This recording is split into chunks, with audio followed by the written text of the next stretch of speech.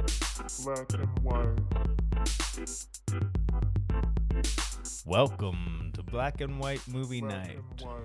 I'm black, I'm white. and this movie was a delight. Oh yeah, I did it. I rhymed. I'm Brittany, I'm Brendan. and today we are talking about Joker from 2019. This is the second movie for the month of November, and November's theme is the first movies we saw as a couple. Yes? Okay. Well, What? Once Upon a Time in Hollywood was before. Yes, you mentioned that. Fine. Okay. Well, I wish you all would have right, made well, this distinction when we were making the list and this theme. Like, we No. could have scrapped it. Anyway, so we're stretching the truth a little, but we did see these movies together in 2019. No? Yeah, Okay. just be earliest movies that we saw together. Okay. Thank you for correcting me after I done used Wonder that Woman theme doesn't everywhere. Okay, so this stars Joaquin Phoenix as Arthur Fleck, who will eventually be known as the Joker. We got Robert De Niro as Murray Franklin or Murray, Zazie Beetz as Sophie, and Frances Conroy as Penny.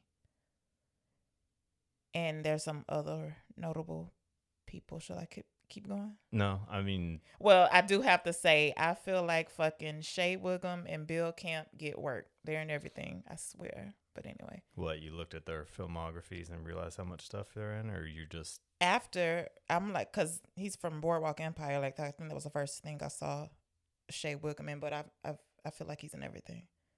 And yes, there's a lot of stuff I've seen that he's in. I'm not complaining. Like, they get work. It's great. I would say him more than Bill Camp. Yes, Bill Camp, yes. I feel like, has had a more... He's only because of the stuff we've seen recently that he's been in. Like Presumed Innocent. What did we just watch? The Night of. A couple more things I can't think of right now. Joker. Duh, we're talking about Joker. Mm-hmm. Yeah.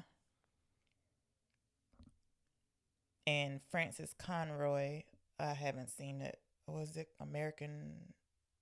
What is it? American Horror Story? I don't know, but In that? I don't know. I don't. watch Anyway, I know her from Grey's Anatomy. She was a vengeful older lady who got cheated on, so she ran into the laundromat where she saw her ex-husband, folding the underwear of the lady he got with.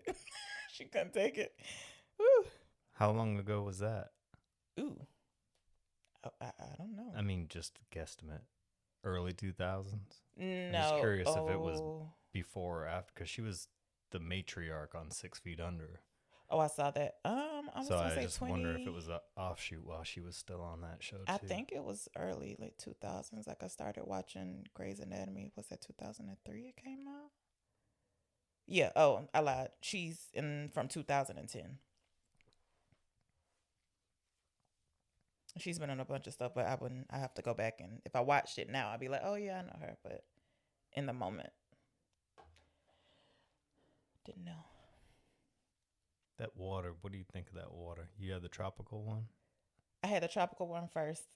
We're talking about Waterloo, sparkling water. It was good. This one, I don't know. Okay. Because that one that you have Right I think now. it's fine. The tropical one, You don't like it? That one mean, tastes the best to me. it's all right. It tastes like soap to me. What? It tastes like soapy water. It tastes like, Wow. I don't know, like a body wash. Got in your mouth Yeah, accidentally. yeah. Strange. Well, wait, you drinking sparkling water out of my mug? No, I'm drinking it out of that cup that has water in Well, it. what's in the mug? Tea. Oh. Okay. So it opens, well, at the same time, a logo, Warner Brothers logo, is shown. And we also can hear audio from a new segment. Okay, so wait, before we get into the movie, Yeah? you knew about this movie and wanted to see it before we Yes. agreed to go see it together. Yes, the it trailer. wasn't like me No, coaxing you didn't have to into coax it. me at all. Trailer looked very interesting. And Okay. you like Joaquin Phoenix, or you have no? I only know him from Gladiator, and it wasn't like, ooh, I got to see him. So no, those are about the only two things I've seen him in to my recollection. Okay. Why? You don't think this is a movie I would have wanted to see? No, it's just generally perceived as like a fake film bro kind of. What does that mean? A fake film, bro? It just has been stigmatized with all this like embodying toxic masculinity and incel behavior and Oh, no. glorifying like all of these. I don't Wait, know. did he try to rap it one time? That's not him. Did he try to rap it one time? Yeah. I know nothing. Yeah, but that's Joaquin Phoenix. I'm talking about the movie Joker. Okay. Oh, okay. So say it again. Now that I understand, we're talking about the movie It itself. just got wrapped up in all of this negative stigmatization and people, I don't know. What? Film culture is very divided on the reception of this movie, Really? by and large, because of what it depicts and because of the type of people that hold it up on a pedestal. Okay, well, what type of people I guess we could circle back around to this after we discuss. Yeah. It's something that I only know about from the periphery because I feel like I don't interact with internet culture enough only to just be aware of how people, it's just like with the Heath Ledger Joker, the same thing happened where like the wrong type of people started to The wrong type. deify. I'm doing wrong type in quotes because I don't know who liked the movie, but okay. So like people who would be considered the wrong type of people liked Heath Ledger's Joker and this Joker. Is that what you're saying? Yeah, I would think that holds true, but Okay. like about the guy who shot up the Dark Knight Rises screening. I don't he remember. Dyed his hair orange. And No. I think I did when it happened, but now that you're saying it, I don't. Yes, That it had- just that basically didn't cross my got mind. wrapped up in all of this people taking the wrong cues from it and basically no. having like how after Columbine there was the whole focus on video games and the Matrix and all of this. The Matrix. Yeah. Oh. There was a lot of like blame being Media. assigned Okay. because, and whatever, that does happen. That it's not to say that doesn't happen. Of course it happens. People Get influenced. read into Yes, stuff yeah. the wrong way. Like the guy who shot John Lennon was a huge fan, but he was a fucked up person who had severe mental problems, and he thought that he was basically being instructed to kill John Lennon by him to, I don't know, create some sort of apotheosis of his Oh, I don't know what that means. What? artistry, like basically to make him godlike almost, or to Oh, so he thought he was doing him a favor? it's just like the martyrdom aspect becomes a signifier, like what happened recently with Charlie Kirk, how immediately in the aftermath of I don't even want to put him on the. Absolutely not. I'm just using that as a recent example of like immediately it was people took what they wanted from it and used it for their own devices. And that's basically what was applied to the Heath Ledger Joker and to this Joker as well. Never mind. I was going to say, surely. Never mind. Well, it's just nothing. I was just going to say, the Charlie Kirk thing seems insane to me, how he's revered, changing streets of names. What am I trying to say? Names of streets. Of streets. Like, I don't. Anyway, it doesn't matter. Yeah. It's insanity. It's just a perfect example of a film where kind of people's reaction to it says more about them, who they are than necessarily what the movie is actively trying to do. It's, again, like, look how off track we got with me just even trying to explain that. Okay. So, yes, for the record, I was not like, let's go see the Joker. No, you weren't. Yeah, I fully okay. wanted to see this by myself. Are you just trying to say you're not a bad person? Why'd you have to bring that? No, just I feel You're like crazy. the default setting anybody's gonna be like, oh, I dragged you That's to see it. okay. Okay. Yeah. And I just, since we're on the logo, I had to look it up because first of all, I was trying to place what decade we were in. Do you know? I think it's supposed to be like late 70s. It's supposed to be early late 70s, early 80s. Yeah, like so, Taxi well- Driver, post Taxi Driver era. Well, okay. Well, two things. The movie that's on the marquee when the Waynes get murdered, two of them are Blowout and Zorro, the Gay Blade. I wrote it down somewhere. 1981. Okay. I thought the movie was in the 1970s. First of all, the logo just gave me 70s vibes, which the logo looks so good. It looks so much better than anything they have going on today. Yeah. God, it looks good. And I don't give a fuck about logos. I was like, this. So Talking about the Warner Brothers Yes, logo. I'm sorry. Yes. Or Warner Films. Anyway, so I was like, okay, while the audio from the news, he's talking about the garbage strike from October 15th. So I looked that up to see what was going on in New York. And they had it's set in Gotham, but it's Yes. so clearly meant to be. In the comics, the Which way I know I nothing understand about. it, Gotham is an analog for New York City anyways. And in this, it's like doing everything but calling it New York City. Okay, so just really quickly, life was wild in the 70s, the late 70s in New York. The December 1975 is the one that lasted 11 days, and the one in 1968, that one lasted for 3 Days? Yeah, I think that was. Martin Luther King was. He was the leader of the garbage He stood in strike? solidarity with the sanitation workers. That's why he was in. Was it Memphis? Wherever he got shot. That was his 3rd time there in support of the people who are on strike, the sanitation workers. In Memphis for the New York. Listen. Sanitation? I'm talking about sanitation people in general. Okay. Okay. And wherever he was when he got shot, yes, that was him standing in solidarity with whatever sanitation workers were on strike during that time. So do you think Joker is supposed to be What? like Martin Luther King Jr.? No, anyway, I got fascinated by New York's history when I was just looking at stuff. That's all. Okay. Well, on this radio news, that's the voice overlay is saying is day 18 of the garbage strike that's taking place in Gotham as the movie's starting. And it says 1080 GCR, which I took as Gotham City. I don't know. Radio. I don't know. But it's not radio. Yeah, probably so. Gotham City Radio. I thought it was news. Oh, you think it was just news on the radio, not the TV? Yeah.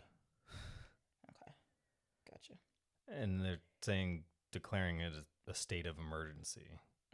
And I'm assuming this is the break room at a clown union. I don't think it's a clown union. Well, I think somewhere it's like a clown. What do you call hire that? Service. Clown for hire service. Okay. Because we see Arthur stretching out his mouth, and a single tear drop rolls down his cheek too. He's looking at himself in the mirror. Yeah. And he's using his hands to manipulate his mouth into a smile and a frown, like the typical dramatic arts. Like, what is that called? You know, I don't know. I know what you're talking about though. I the started masks, the smiling, frowning. I started to read the script, but I ran out of time. But anyway, and just in this little part in the script, apparently we were supposed to notice scars on his face because he would do that all the time. And I watched it back. I didn't see any scars. All right, then we stay with Arthur. He is at his job on the street. He's twirling a sign that says everything must go. He's dancing a little jig to the piano that the man's playing outside of the store. Go ahead. No, I was just going to say, when he's doing the looking in the mirror, the smile, frown thing. Yeah. He's like, stretch. It hurts. It looked like he's violently like fish hooking his own mouth with his index fingers and pulling. And he has face paint on. Already. Some of the face paint is on already. So then whenever the tear rolls down, it's very noticeable. That same spot. It looks like strain. He's straining to do it. And it's just, the distress could not be more clearly conveyed. And since you said that, whenever his makeup gets messed up throughout this movie, it's always through one of those blue triangles, just like where I don't know if it's the exact same side the tear fell on. I don't think it is, but just anyway. I tried to take screenshots. It wouldn't let me. But yeah, so now it's going to him out on the job. He's doing the typical sidewalk sign spinning that's so still commonplace these days. It's a everything must go sale sign, and he's doing a decent enough job. He's twirling and flipping it. He's not like fumbling. It's like smooth movements. He's putting on a happy face. He's got like the poofy green hair, the oversized clown shoes, and he's, I don't know if I didn't have it written down what the store was, but it's right outside of some electronics, I think. I can't remember. But it's right outside of a nudie theater, basically, like a porno theater. If you could see, there was a marquee behind. Yeah, but that's not what like the store is. The store is the kind of electronics. Yes, but I'm just saying, basically, it's not in a good part of town. Okay, gotcha.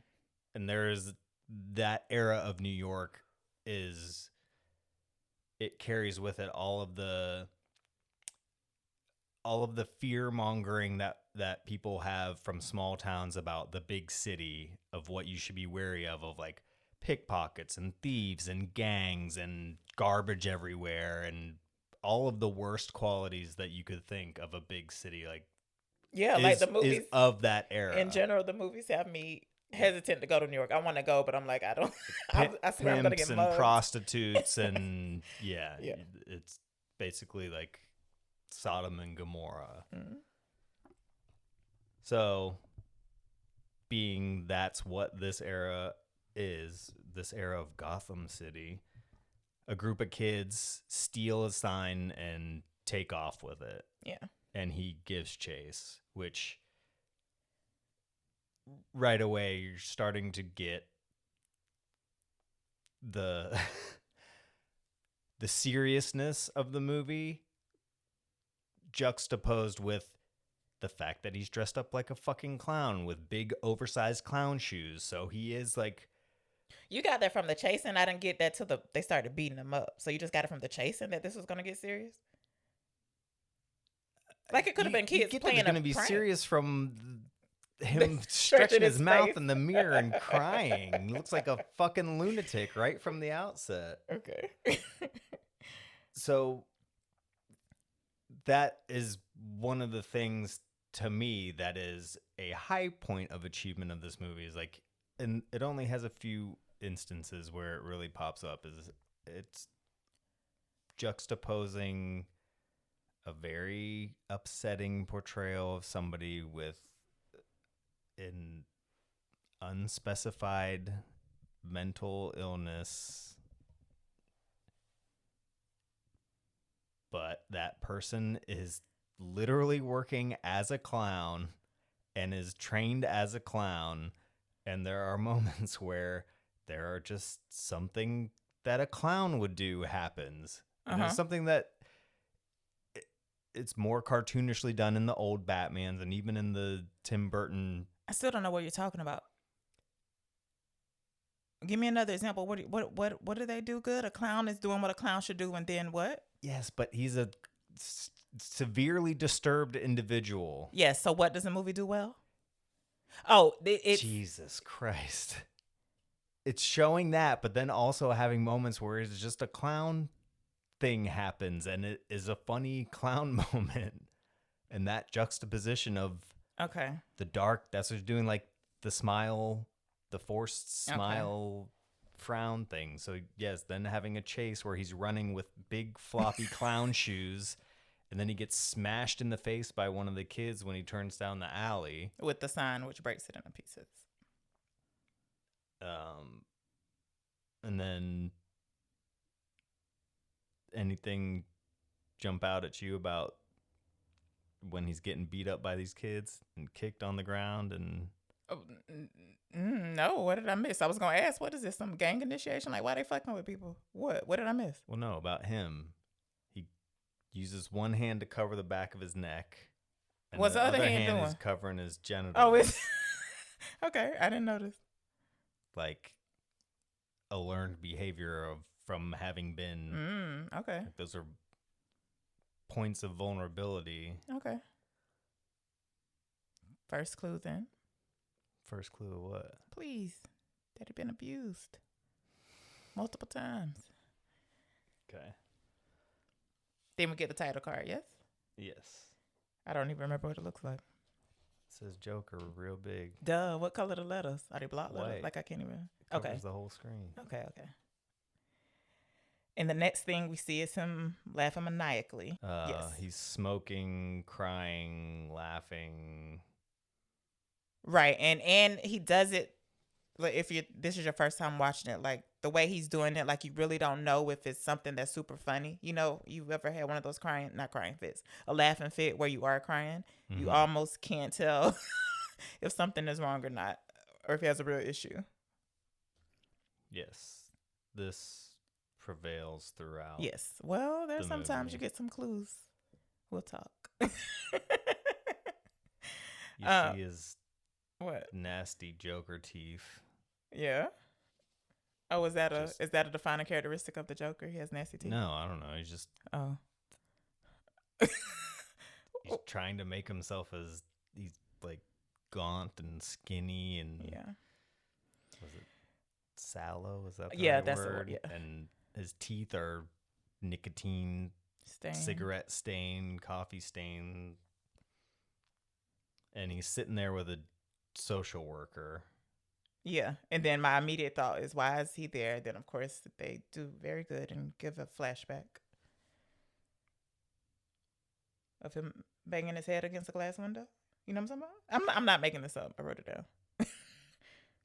Well, does that happen before he talks to her? They show a flashback before they speak? I thought he says, is it just Probably me? not. But anyway, I'm saying my question got answered before we left the scene. Carry on. He says, is it just me? Or is it getting crazier out there? And she says, the joke, she's like, I told you to bring your journal. He's got his Joker journal. He also mentions he's pursuing a career in stand-up comedy. Yeah, and that his journal is also functioning as his joke journal. Joke book. He's hesitant to share it or to give it to her. And there's some porno cutouts in there. And he says that he felt better when he was in the hospital. Oh, did he? Yeah. Okay. Says that to her. You can see above his head in the shot, there's a poster on the wall in the back, so that like above his head, all that's visible from the poster just says drugs. Oh yeah. Right above his I head. wanted to watch this multiple times, but I didn't have time because I'm sure it's full of details that you just missed. But anyway, she stops on a page that says, "I just hope my death makes more sense than my life." And what did she ask after that? She didn't really acknowledge it. What? And sense is spelled C-E-N-T-S. Yes, there's multiple times. The Joker journal is rife with misspellings and erratic handwriting, like inconsistent handwriting. He asks if his meds can be increased. She says, you're on 7 already. Yes, and he says, I just don't want to feel so bad anymore. Anything else important happen here for you? And then he's on a bus. He's on the bus going back home. There's a kid in the seat in front of him. He starts doing goofy clown stuff to try to make the kid laugh. And he does. He's enjoying himself. And then... And Mama really angry. She turns around and says, stop bothering my kid. And He's stifled by this and doesn't know how to react, and he starts doing the laughing fit. laugh, cry. But he hands her a card, and it's more or less says, I have a laughing condition that could be caused by a brain injury or other neurological issues. I don't think it says a laughing condition. I think it says a condition. Okay, sure. Laughing condition. You please don't. I'm tempted to stop. No. And look this up. Yes, it does. Okay. It definitely does. Why would you just say I have a condition that's caused by what? And you'd be like, what do you mean? What condition? It says laughing condition. You want to bet me? Okay. What do you want to bet? I don't know. I don't know. But I'm right. So we don't even have to bet. No stakes at all. Anyway, that does not appease her. She still is annoyed when he can't stop laughing. What? Yeah, but does she do anything? She doesn't do anything. No, but you can see her face. You can't tell when somebody's annoyed. I just rewatched the scene. Okay. She absolutely is still annoyed. And then we get the long walk home. So he's taking a long commute to get into the city to do this thankless clown job. And I didn't even think about that. And see his social worker. He stops to pick up some of his medicine. Well. What? Oh, yeah. Stops at the pharmacy. Well, what? No, I thought when you said he stopped to, I thought you were going to say he stopped to get the mail. We see the Joker. He gets the medicine. Then this is the first time we see the Joker steps. Yes. This this high, steep set of stairs that he climbs. Defeatedly, slowly, no energy. Gets to the mailbox. It says P. Fleck. I looked up that to see if there was, I was just trying to read any meaning into the last name. Nothing good. I mean, nothing stood out about it. Happy is the nickname the mom, Penny, has for him. And she asks if he checked the mail. She apparently has been writing Thomas Paine, who is Wayne. You know what I meant. Jesus. I don't know why I put P right there. I did spell Wayne the rest of the correct way the rest of the time. Thomas Paine. Thomas Paine. Isn't that not a philosopher? What was Thomas Paine? Some kind of literary figure, wasn't? Yeah. Right, dang, this is sad. Something about the economy or yeah, something. This is sad. We don't know. Anyway, she's been writing Thomas Wayne. She says, I worked for that family for years. He could at least write back. And I was thinking... And she says, maybe he's not getting my letters. Well, that's another scene where she says maybe the mailman's throwing him out. But anyway, I was thinking what made her write him now when she's used to work for him before. But I'm thinking maybe just because he's running for mayor and he's back in the news. Thomas Paine wrote Common Sense. He was an English-born American founding father and a French revolutionary, not a character in Joker from 2019. Anyway, so Arthur looks like he's warmed up a microwave dinner for his mom, gives it to her, and then the Murray Franklin show is coming on, and he climbs in a bed beside her so they can watch it. And this is the first daydream scene, which I don't think is odd yet. I feel like everybody daydreams, so this isn't a red flag for me yet. Throughout it, you can tell that Murray's being like a fatherly figure to him. They hug at the end. He also mentions that he takes good care of his mom. So to you, up to this point, there have been no red flags about...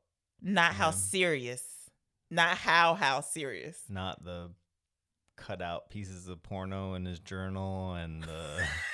That's not... The way that's he not looks, the way he's crying in the mirror. Listen, that's not... All those are problems, but you don't yet see delusion yet. Do you know what I'm saying? He has a pre-printed laminated card. What is it? So what? That's a medical condition. That's not a red flag to you. If somebody was acting like this in your vicinity, yes, you would leave. You Because- specifically. I'm not saying Okay. you, the audience, or anybody. Are in you general. asking me? I'm You're just saying telling you me? specifically. Yes. If you had the ability However, to extricate yourself from If the it was a situation. full bus and you can't move, and somebody gave me a card that said I do have a medical a condition, it does say laughing condition. Listen, just listen. Yes, I would be annoyed. Yes, I would be like, oh no, this isn't good. But I'm like, okay, this is something medical. They can't help it. I don't think he's crazy right now just because now that I have the card. So from a person who is I have had a exhibiting stranger this behavior, Okay. who handed you a card about a condition that you hadn't heard of before, you Yes. would just readily accept That's not what I from said. somebody who's acting nutty. It would make me slightly less hesitant Okay. to think I'm in trouble. That is all. Let's Oh my God. Why? let's give you that it does definitely 100% say laughing condition. That's it. I'm looking right now. No. Yes, I'm agreeing. But you're doing it in it really doesn't say that way. Just listen. Okay. This card gets handed to you and you read it and it says laughing condition. Which is due to neurological issues or injury. Yes. What about it? You know what? Actually, I believe you because whenever the Jesus man started talking to you. We went to No Kings protest and you can't call people nut jobs. It's not nice. An older man who was very much into religion starts quizzing me on what I knew. Fucking nut job. Am I saved? How do I know I'm saved? I don't remember what else. Anyway, what about it? Oh, because I didn't walk off. Now that has convinced you that I wouldn't treat Arthur badly. Is that what you're saying? Okay, so look, I'm glad you answered your own question. Nah. Like I was saying, yes, all those something's going on, but just him daydreaming, I'm not going to immediately say, oh, he's very delusional. I daydream. They just this happens to be a movie, so they made it a lively daydream. That's all. Okay. What? Murray does a joke in his opening monologue that is about the super rats that they're finding in the city. He's like, I guess they're gonna need super cats or something dumb like that. And then we hear the Joker laugh. And this is the daydream that he's in the audience of the show. Okay. And the laugh is so prominent that everybody's attention turns towards him. And what do you mean? And he gets brought up on stage. Okay. It's a daydream. And what? You know what? I didn't buy anything else down. It's not important. It's a daydream. He got called up. Yes, but it's a fatherly. I already said that. I already said that. Did you? Yeah. Okay. I even mentioned the hug. You don't listen. Just like that social worker. He said, what? I wish I had a son like you.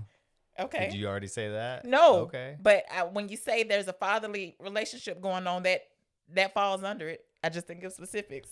But if you feel the need, that's fine. Okay. Now we're back. In the locker room. Yeah. The locker room of the clown union enterprise. That's interesting. And that you could make a living being I will. I don't think this is an enterprise that actually exists. Maybe once. That's what I'm saying. It would be. It's neat.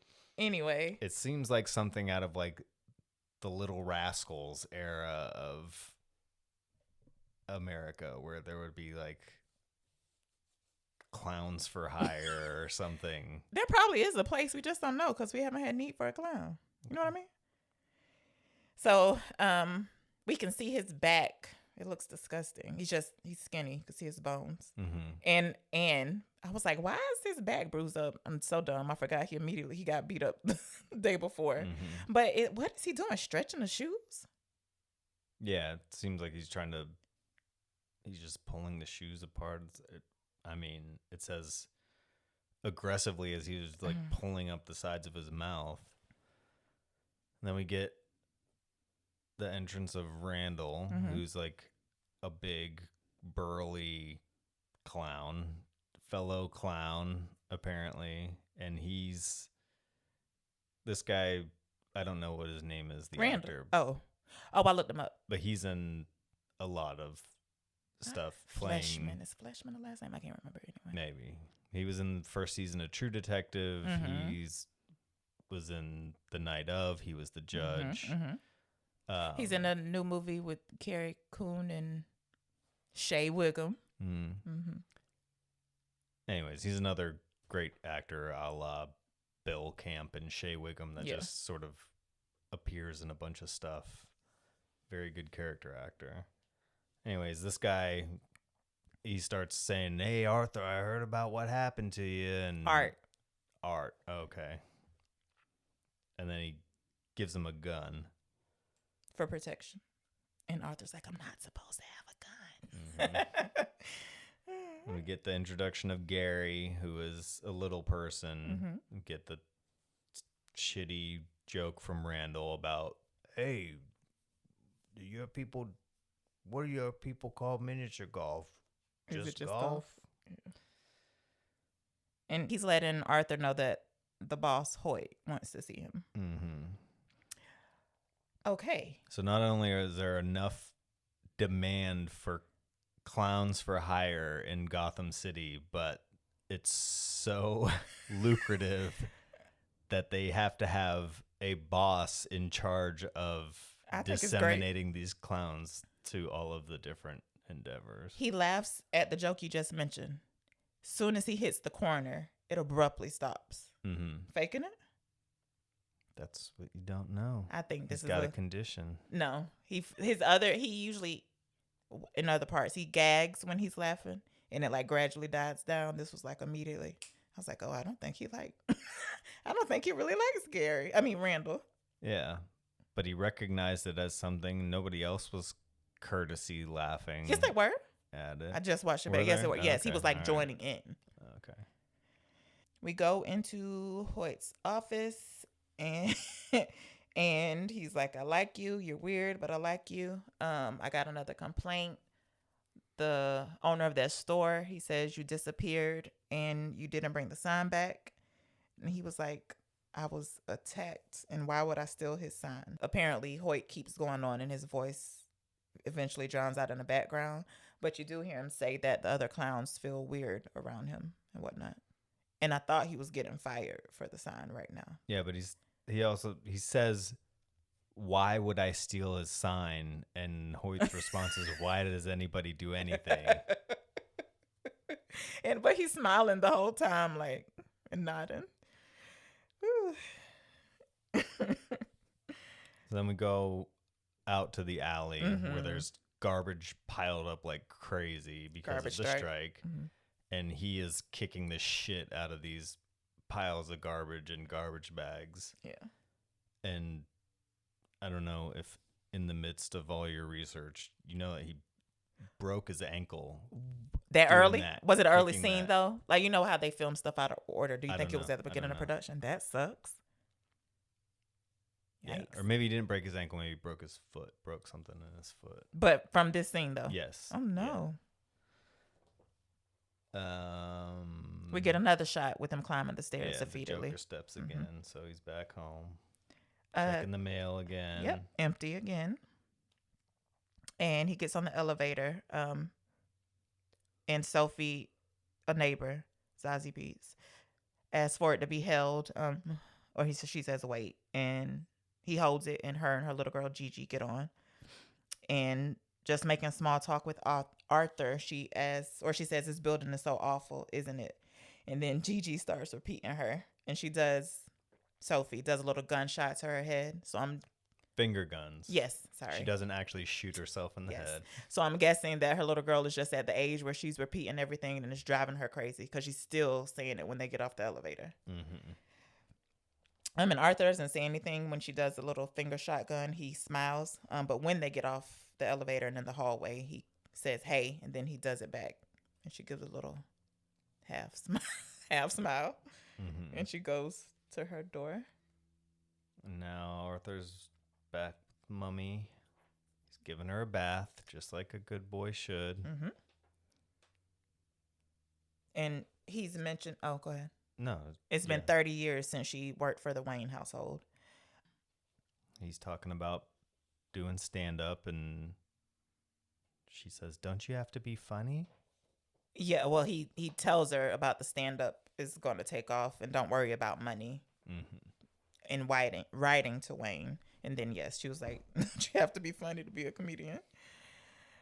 Then we get Arthur. He's watching the Fred Astaire movie Shall We Dance from Okay, I was gonna ask you if you 1937. knew what it was. I Did you didn't. know it, or did you? No, look I it wanted up? to look it up because I knew I hadn't seen that particular one. Slap That Bass is the song.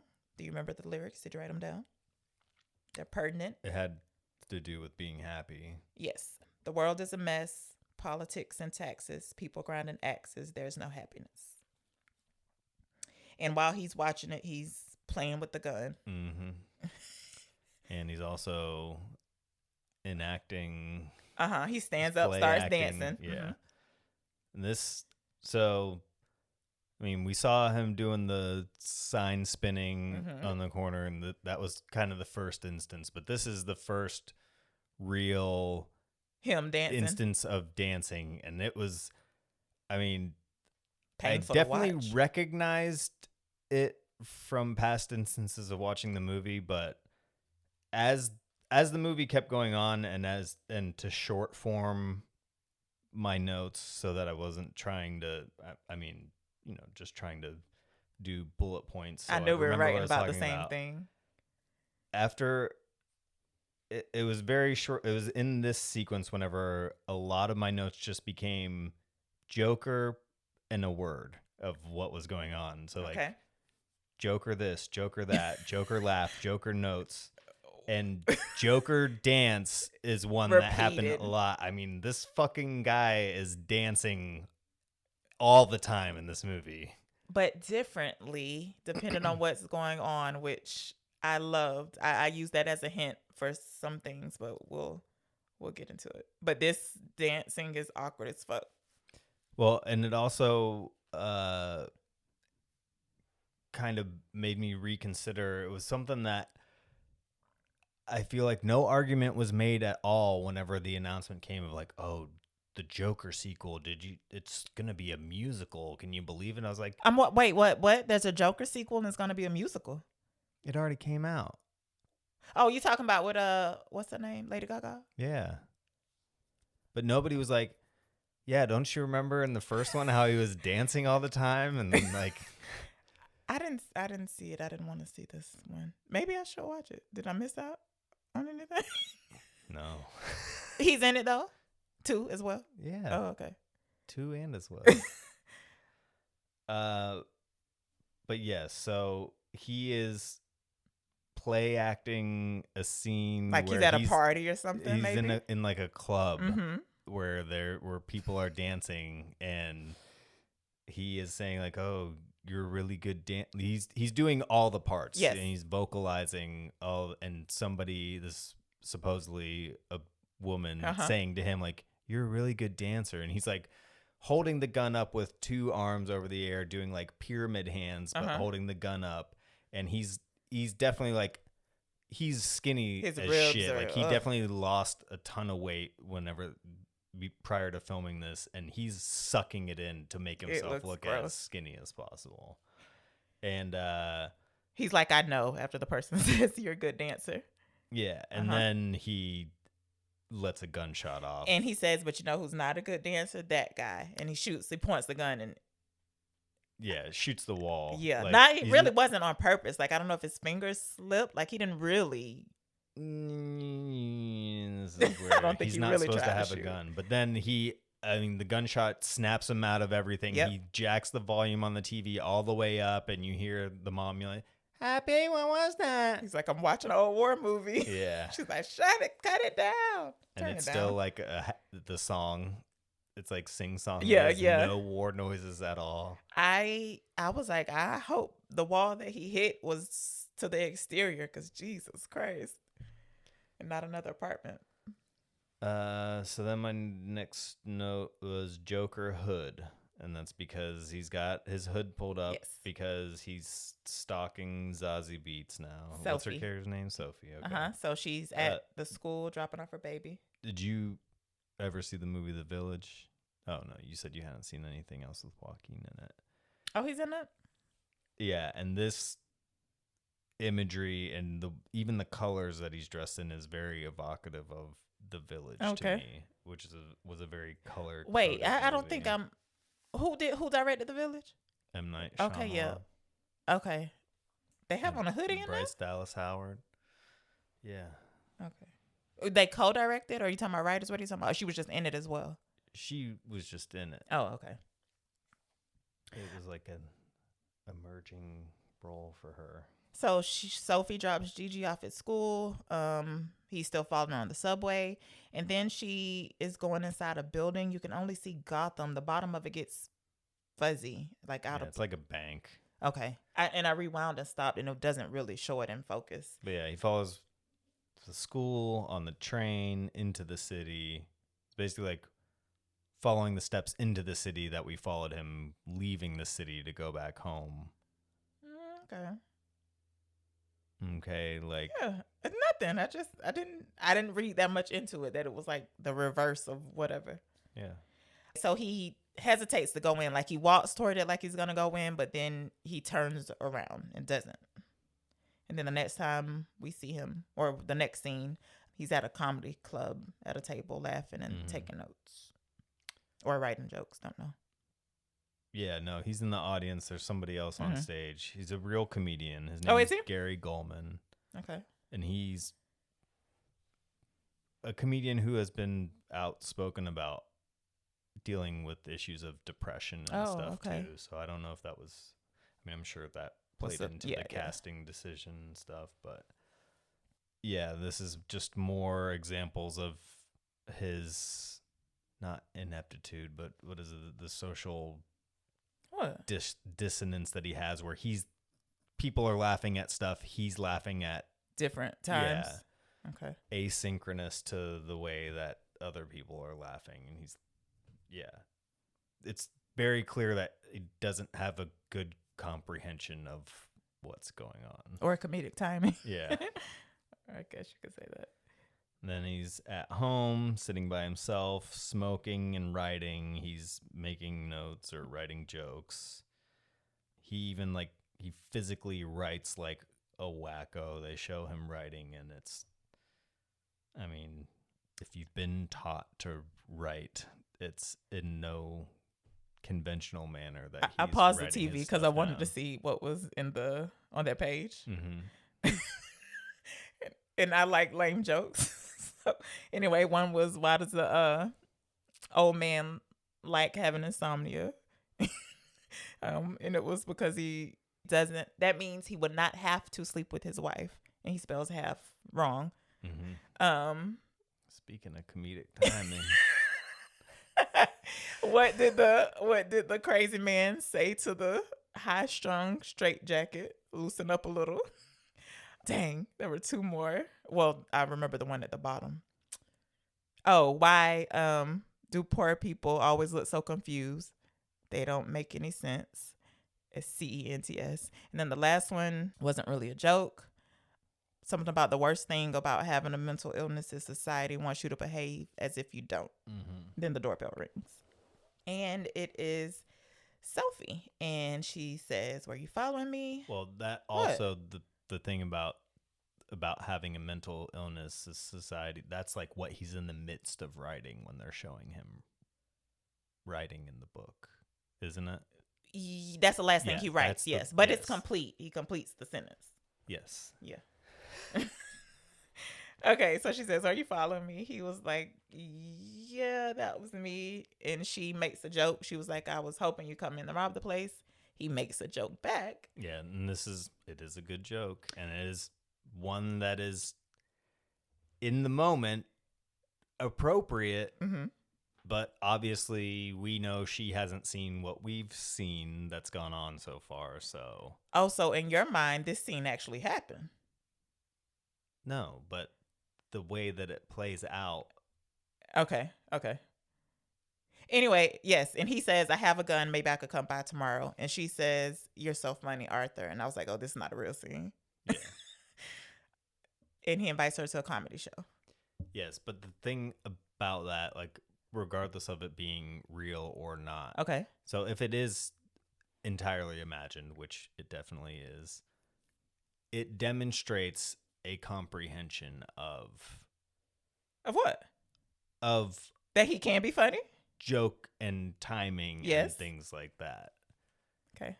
That's all. Do you think you can point to specific scenes and say this one really happened and this one did not happen? No, but that's it doesn't matter. I know that's by design of the movie. It's like I was intentionally just curious, obscured. It's the unreliable, and I think that's another reason why people decided to be so picky about it, is because of it. I love that you couldn't tell. Having the conceit of the unreliable narrator, and it seems like a cheap. People would categorize it as being a cheap move. Like in lieu of, but that's happened in so many in books and in other movies. Like it's not it's not a deal breaker. It makes you think. No. Yeah, I mean, you're not. I know. I was just trying to understand the other viewpoint. Yeah, people just want to say it's cheating. Or are these diehard Batman fans or Joker fans, or just? I'm sure that's probably a lot of outcry. Well, as somebody who doesn't give a fuck about the comic books, thoroughly enjoyed. Okay. And he invites her to a comedy show and she says, "You'll let me know when," and walks off. And he's intrigued.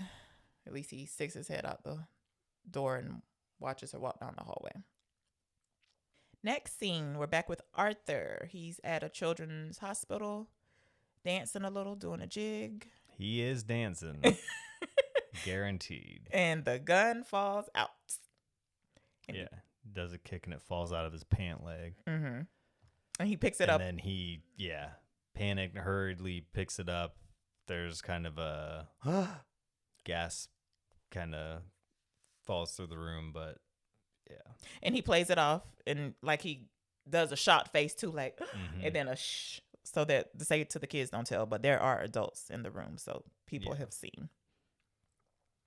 And then next we get him on the payphone with his boss, Hoyt. And he says, "Tell me why you had a gun at a children's hospital." Mm-hmm. He says it's a new prop. He's like, that makes no sense.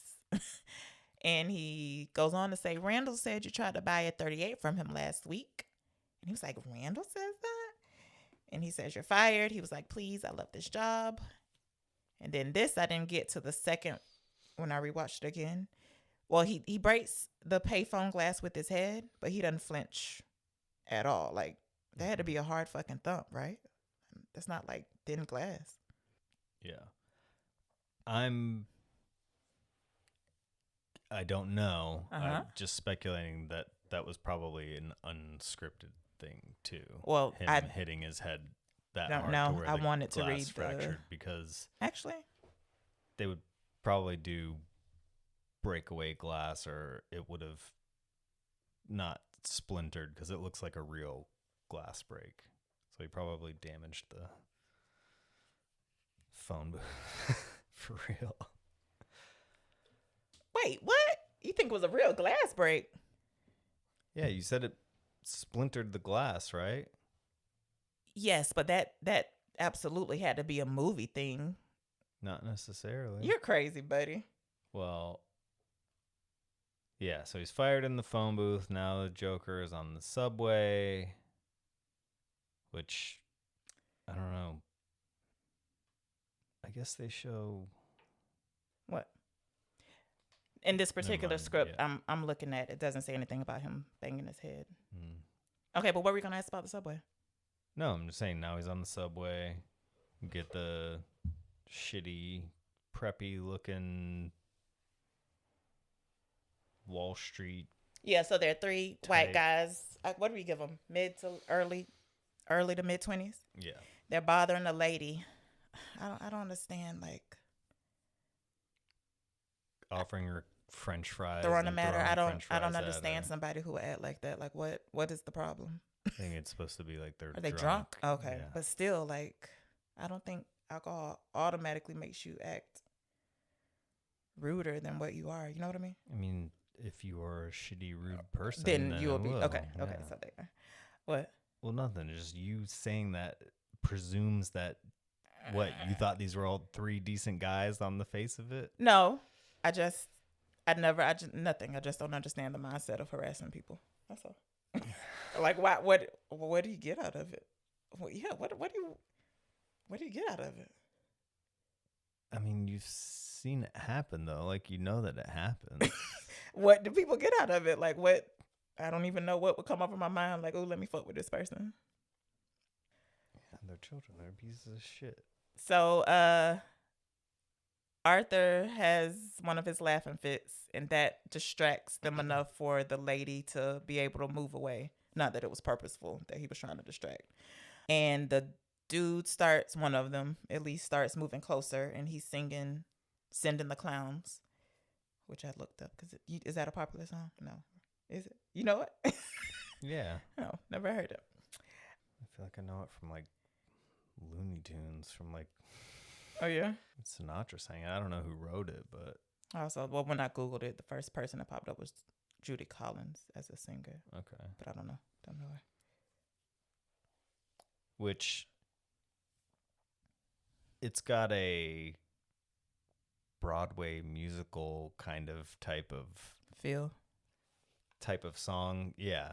So to me, probably the least realistic thing about the scene is that one of those guys knew all of the words to Send in the Clowns enough to sing it, but whatever. It's just to be appropriate for the movie. We don't know if this really happened. The singing. He takes his wig. Mm-hmm. Did he put it on? What did he do with it? He just took it off? Oh, that I don't know. I don't remember. I don't think he put it on, but I don't know. And then they start assaulting him. Again, a group of boys fucking with him.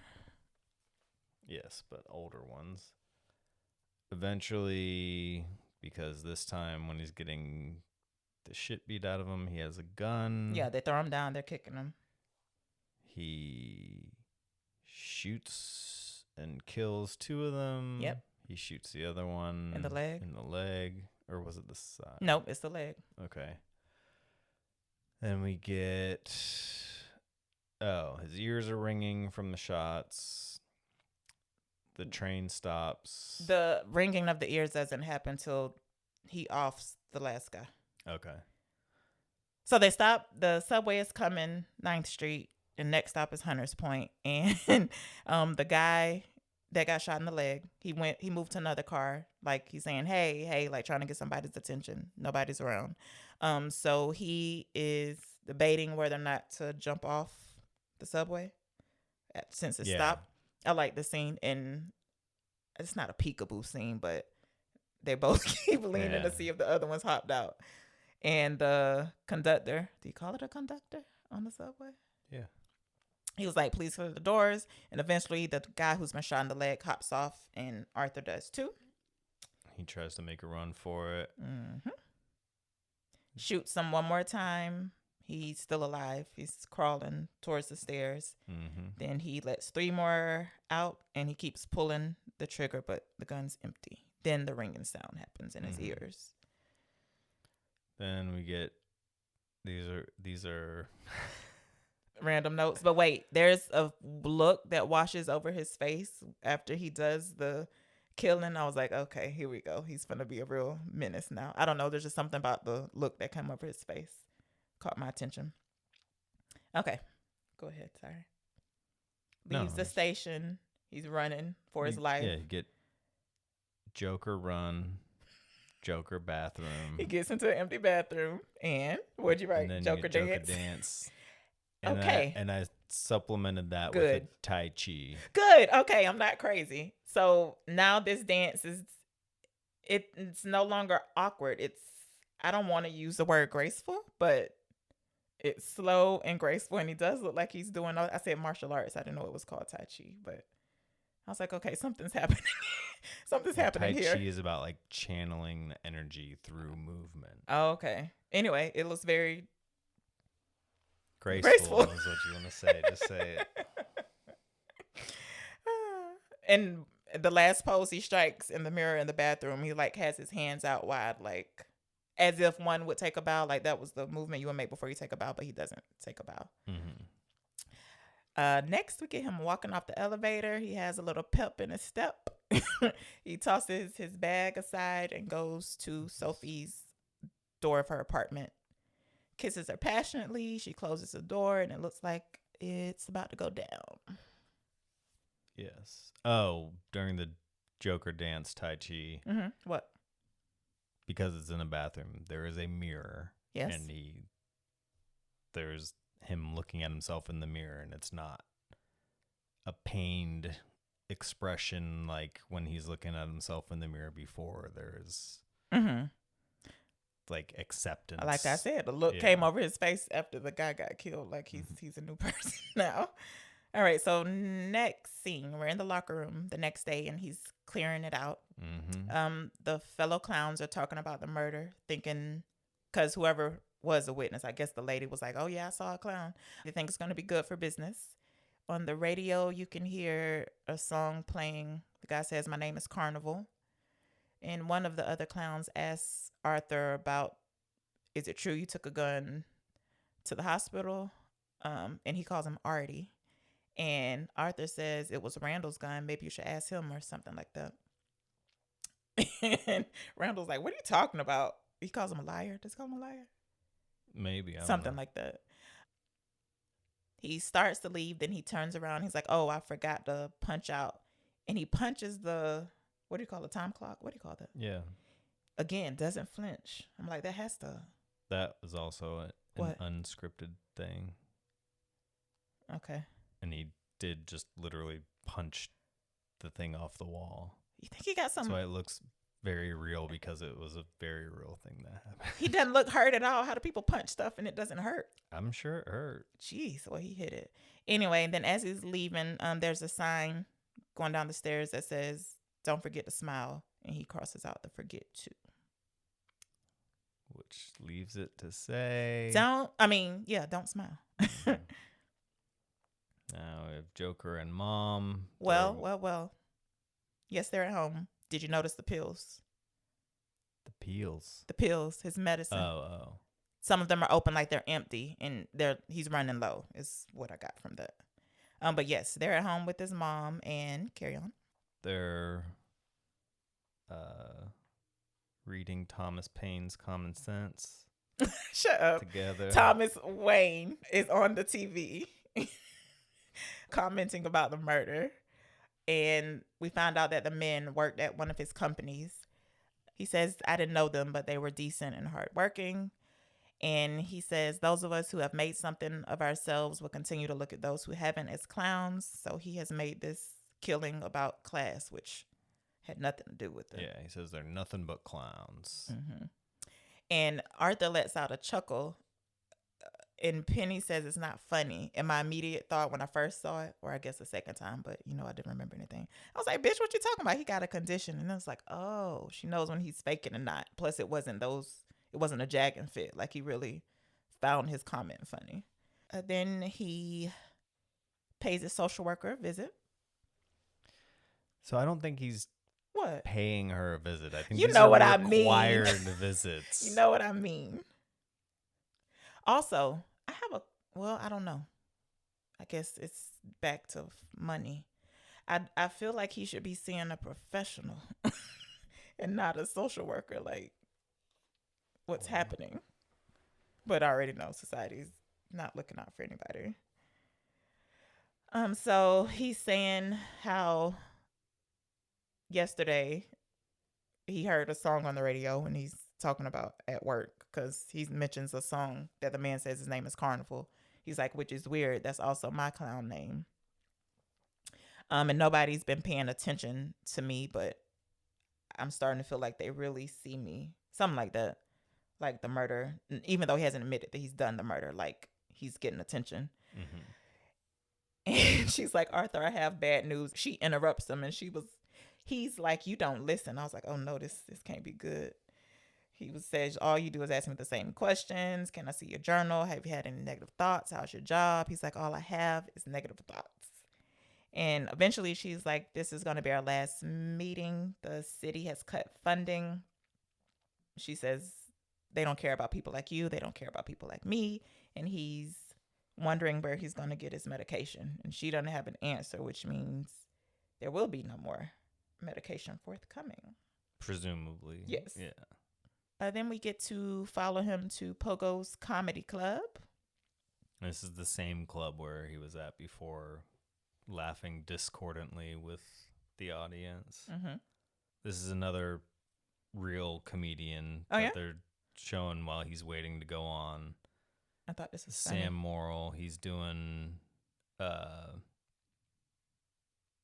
bit about parking. Uh-huh. Did you? And how it's related to sex for each of the sexes. Yeah. Did I what? No. Did you think it was a good bit? I guess you didn't hear me while you were talking. I said I enjoyed this bit. I thought it was funny. Okay. Well, not like laugh out loud funny, but interesting, neat that he made the parallel to that. Arthur gets caught up on stage and he can't get through his intro. He has a laughing fit. And then we see in the crowd that Sophie is there. His routine starts to improve, and it looks like he really has entertained the crowd. Anything to add to that? No, my notes for this section were Joker next, Joker laugh, Joker jokes. Okay. Zazie. Yeah, so it looks like he has made the crowd laugh, which I was like, this one can't be real either. Next, he's with Sophie at the newsstand. He's looking at a newspaper. It's about the killer clown. They have the clown drawn with sort of like monster teeth, and he puts his mouth into the same position. And she asks if he can believe it. She thinks the clown who did the murders is a hero. 3 less pricks in Gotham City. And also at this time, somebody who has a clown mask on rides by in a cab, and he notices them. Yeah, he's in the back of the cab as a passenger, and it's like a old Halloween mask with like the stapled on rubber band that goes over the back of the head. Okay, and like yeah. Plastic mask that goes over your face, and it's a vague approximation of what the sketch artist's rendering of The killer clown. Arthur, the killer clown, was. Yeah. So he heads home. Murray's on in the background. So that part was Joker newsstand, Joker mask taxi, Joker home. Joker gets home. Murray's on. His mom is half asleep, I guess, and he tries to get her to go to bed. And as he helps, Murray is on the TV. I said Murray's on. I know, but he's doing his sign off. Okay, yes. He's like, "That's it, folks," and don't forget that's life. Yeah, and he starts singing the song "That's Life." Okay, and his mom, he helps her up, and he starts dancing with her. Oh yeah, never mind. What? Nope, you cut it off. Tell me. Please, I was gonna say you're not gonna believe what the Joker does next. He dances. We're not gonna. What'd you write? Joker dances. Joker dance with mom. It's not awkward dancing either. Like, he looks like a decent dance partner here. She mentions that he smells like cologne, and he says it's because I had a big date. And she says, "I've written another letter. Don't forget to mail it." And she goes to bed.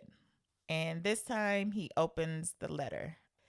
I paused it to read, but basically it says, "I've been sick. There's a real possibility I'll die soon. I've written you dozens." I was like, what the hell did I write this? It was because you said when we had watched it together. What'd I say? Will you rewind? Because you thought you had missed something. And then the movie started expanding on it because of whatever she said about the letter. And then it like showed something on the envelope or whatever. You missed it. And then you said, no. It just said Thomas Wayne. No, never mind. Sorry. Because it immediately goes into the letter again. Okay. It says, "I've been sick. It's a real possibility I'll die soon. I've sent you dozens of letters in the past 6 or 7 months. I hesitated to write because our love has caused us both trouble. It says your son and I need help. Our living conditions aren't great. And I'm proud of the job I've done. He's happy most of the time, sad only a little." And she signs it off as, "I'll love you forever." And it should be noted the difference between The writing? yeah. Is it? Does it have to be? You already said his is erratic and like a child's. Yeah, but You didn't hers say is like a very clear. It is very expository for the purposes of the audience being able to read it as it's the camera is glossing over phrases and chunks that She you're also meant to underlines. extract from Uh-huh. it. Yes, and there are portions that are underlined Your and son. meant to draw your eye to. So it's very, and this would be another thing that people would be like, hit you over the head, kind of like, but whatever. It's This is purposeful. Overall, that would be a small thing to nitpick out of this movie. I don't think it doesn't do it any harm. Mm-hmm. The next scene is in media res. Arthur has confronted his mom about the letter, and she's like, "You're gonna give me a heart attack." And she goes to the bathroom and closes the door. He says, "Mom, is this real?" She explains, "We were young and in love, but I signed some papers." And I'm immediately like, "Bitch, what papers? What you have signed? You ain't getting no money? Like, something not right." So yeah, I don't know what kind of a forfeiture of parental rights or no, because she kept the baby. Like, if anything, it was keep your mouth closed. But if you're gonna tell me to keep my mouth closed, you got to run me some money. So I don't know, unless she spent it all.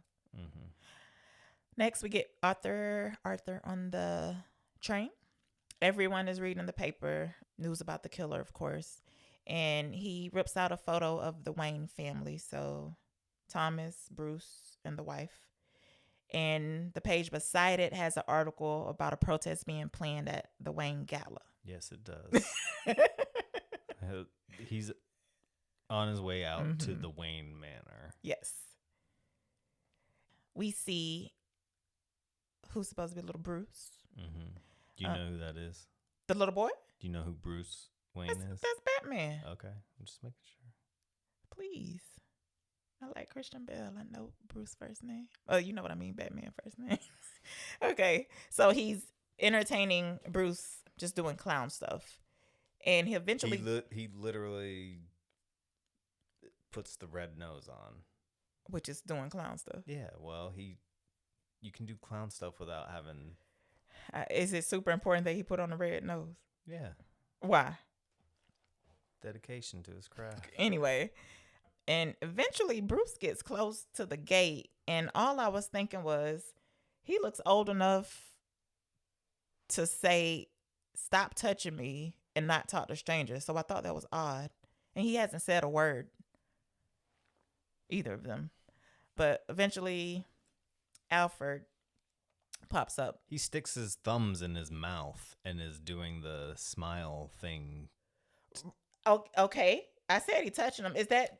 Yeah, but that's touching him could be touching his arm. Sticking Which your is why thumb I in said somebody's he's mouth. old enough to be like, "Get off me." Yes, but... I didn't write down he stuck his thumbs in. Are you happy you made the point? I'm glad you did. I skipped over that part.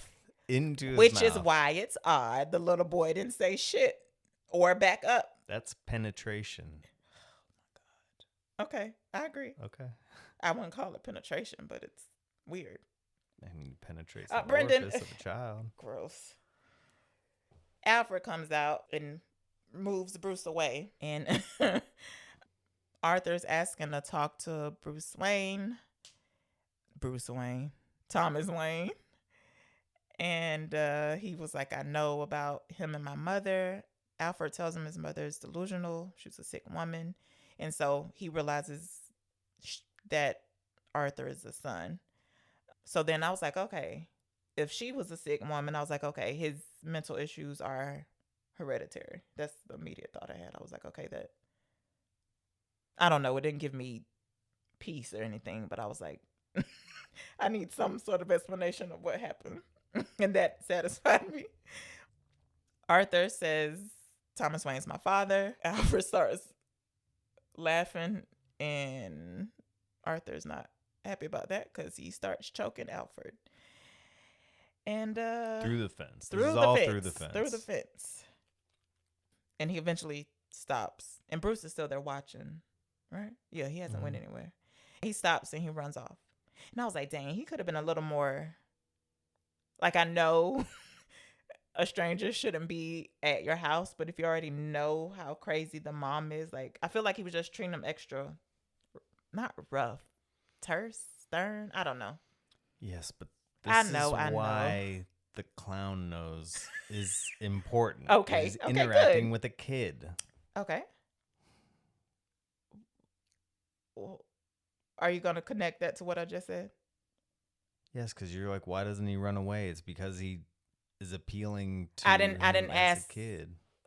That was back before. Why does the clown nose relate to me saying Alfred was being too stern?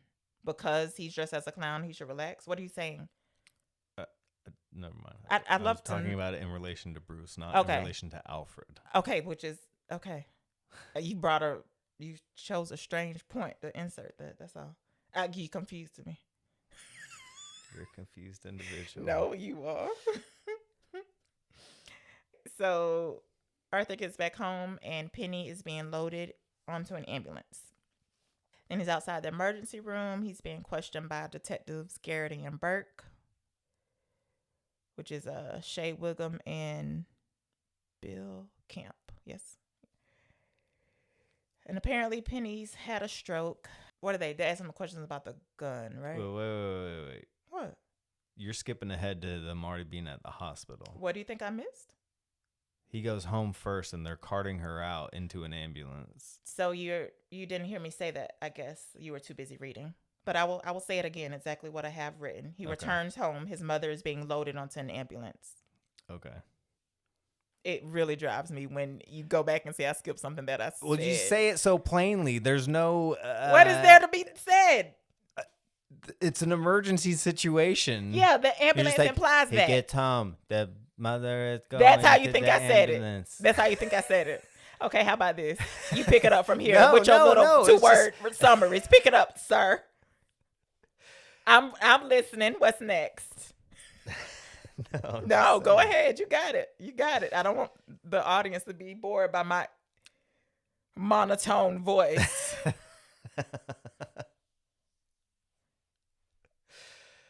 Yeah, you did it. What's next, buddy? He's sitting outside the hospital. Mm-hmm. He's smoking on the bench, and he's approached by the detectives. And they start asking him questions.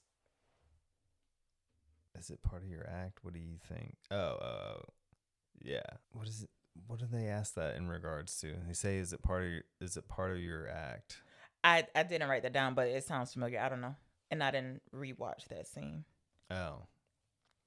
Because this is one of the parts to me that... Oh, no. It was important? ...threads that line of, it's a very serious scene. This is where danger of repercussion of what's gone on thus far to Arthur is looming. They're standing over him. It's 2-on-1. And this is like the real world entering into his delusions and daydream now, to where they're asking him, like, I don't know, they're asking him about the job. They're asking him about, maybe they ask him something about the gun at the hospital or something like that. And then through the course of questioning, Arthur starts getting irritated and gets up to go back into the hospital. And he's walking away from the detectives, and one of them asks, is it part of your act? And he says very, basically like, fuck you kind of response. And he says, what do you think? And as he's saying that, he walks right into the glass door because it doesn't open, because it's the exit part, and he just smashes right into it. And it is a very, to me, very funny physical comedy gag that catches you more off guard because of how serious the scene is playing out in relation to it. It's about his condition. He says, this condition of yours, is it real, or is this like some sort of clown thing? Oh, did he show him the card? Maybe he showed them No, the card. But he starts laughing as he's asking a question. Okay. About the gun. So then we're back inside, or not back inside. We're inside the hospital now. Zazzy is Sophie there in the room. Yes, rubbing his back, comforting him. And she leaves to go for coffee. Yeah, she asks if he wants a coffee. And then Murray, you could hear laughter from the Murray show. Yeah. And I was like, that's odd that you couldn't hear any noise from it before. And Murray has seen Arthur's bit from Pogo's, which was bad. What is his reaction? I can't. Was he upset? No, he's thrilled at first because he's thinking, oh my God, this is my big break. Big break. They're going to show my stuff. And then they show the clip of him laughing and he's saying, like, whatever his bad joke was, like, that's what you think, Mom. I'm going to be a comedian. Like, they're not laughing now. What's the thing? It says, like, no one's gonna laugh at me now, and then it cuts back to Murray. He's like, you got that right. Yeah, or something like that.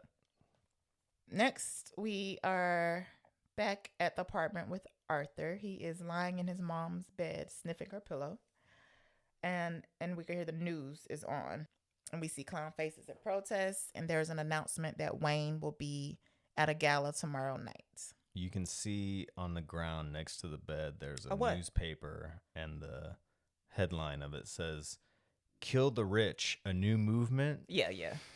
I saw it, but I didn't write it down. Okay. Yeah, right. I did. All right. So then next day, new scene. We're at the protest or rally in front of a building where Charlie Chaplin movie Modern Times is playing. And what do you think? The gala just shows an old movie? And you pay to watch it? Like, I don't. Yeah, this is part of the fundraiser. I don't know. Okay. It was. I mean, it's really just an excuse for him to have a scene in a movie theater setting, and the protesters are outside, which allows enough cover for. Well, Arthur looks entertained or happy, satisfied. Anyway, he's enjoying that there's a crowd there in clown mask. And yes, he sneaks into the building and he puts on a bellhop suit. And then he makes his way to the movie. What? He dresses like an usher. I said bellhop. Mm-hmm. Same thing. Bellhop hotel. Bellhop suit. Okay, he dresses like an usher. He sneaks into the movie. He's standing in the aisle watching the movie. He laughs a little at a funny part. And his laughter is in tune with everybody else's, FYI, since you brought up that he struggled with that before. He's swaying a little in the aisle because the music that's playing on the movie. He looks over and he sees Mr. Wayne and he gets up. And he goes into the bathroom with one of our nation's founding fathers. Shut up. French Revolutionary Thomas Paine. This is where we get the big confrontation. Arthur takes off the suit and he approaches Thomas Wayne at the urinal. I was like, dang, surely you could wait to the sink, but he doesn't. This is where we get the revelation from Thomas Wayne to Arthur that he's not his father because he was adopted. He had helped Penny adopt Arthur whenever he was a baby, and Arthur is refusing to accept any of this. He does the line like, "How about a hug, Dad?" And then Thomas Wayne punches him in the face. Well, Arthur's like, you shouldn't say those things about my mom, and why is everybody so rude and not decent? And yes, he does cry. Not cry. He has one of his laughing fits, and then he gets punched. And he says, "Stay away from my son." Or does he, "I'll fucking kill you"? Or "Touch my son again and I'll fucking kill you." Something like that. He gets punched, his nose is bleeding, and he's standing over the sink in a particular way. And I really appreciated this transition because the next scene, he's standing in the same exact position, leaning over the kitchen sink. And I was like, okay, wait, was that a real scene or was that not? Or is this just a good movie? You know what I mean? Or just a convenient transition, but so appreciated it. So the phone's ringing. It's the detectives saying they stopped by earlier that day. They had more questions. And while this is happening, Arthur is pulling stuff out of the fridge and throwing it on the ground. And I'm like, what in the fuck is going on? Yeah, there's no food really being taken There was some bread. out. There was bread. It's primarily the fixtures inside the fridge, like the shelves Yes. and drawers. And then he climbs into the fridge and shuts the door. And I was like, oh, fuck, no. That's probably what used to happen to him as a child. You know what I mean? You didn't think so? They I read locked into him it. in the empty refrigerator. Yeah, that's a part of torture. I guess I wouldn't do it, but you don't think so? Put him in a small space? I'm sticking with what I have. Yeah, but I don't think it was specifically the refrigerator. Isn't there... Okay. I mean, I don't know at what point. Wasn't there a thing with refrigerators where you get locked kids in? getting locked in? Yeah. I think. I don't know. Then the next scene. This isn't one of those refrigerators. This one is What do you mean? one that even if you're skinny like the Joker, you can push it open with relative ease from the inside so you don't get stuck and die in there. This is a Gotham City refrigerator designed for people with laughing conditions. Is it while he's in the refrigerator that the other voicemail comes from the producer? It's when he's out the next day. It's the next morning. He's Okay. in the bed. It's just a good transition.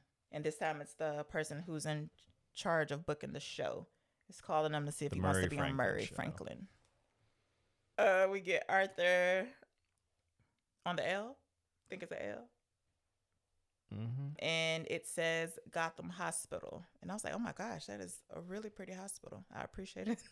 The architecture. So I have in my notes that you said that's a pretty hospital. I thought he was going to see his mother, but it looks like, well, we don't know yet. He's talking to a clerk or administrative assistant, and he's like, how do patients end up here? Do they all commit crimes? And the clerk is Brian Tyree Henry. Mm-hmm.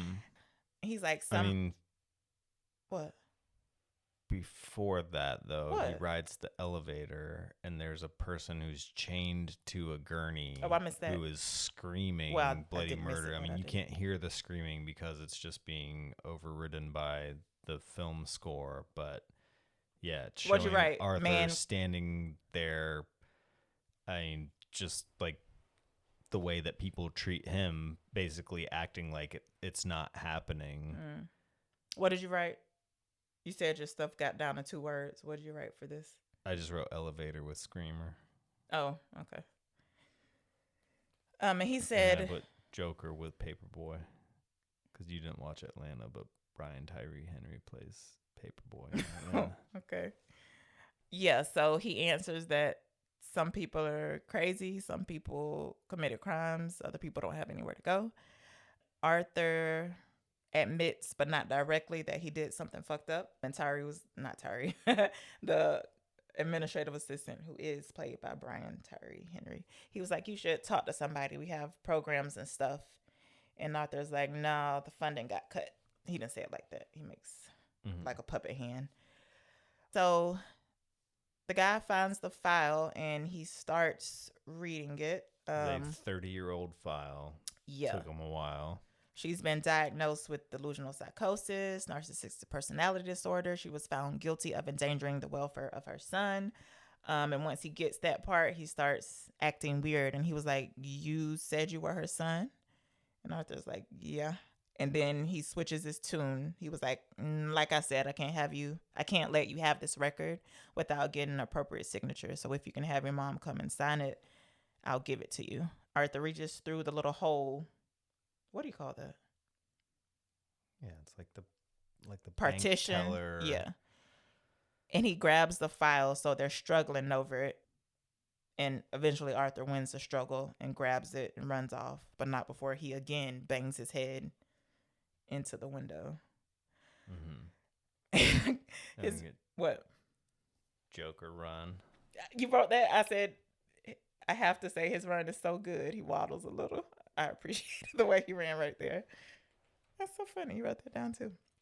Okay, so he's reading the file.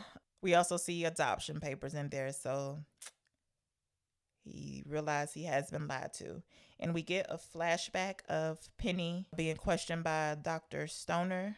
Or not questioned, talked to by Dr. Stoner. And before we get that, the papers say this is her 3rd time being admitted. There's something on there about drugs, whatnot.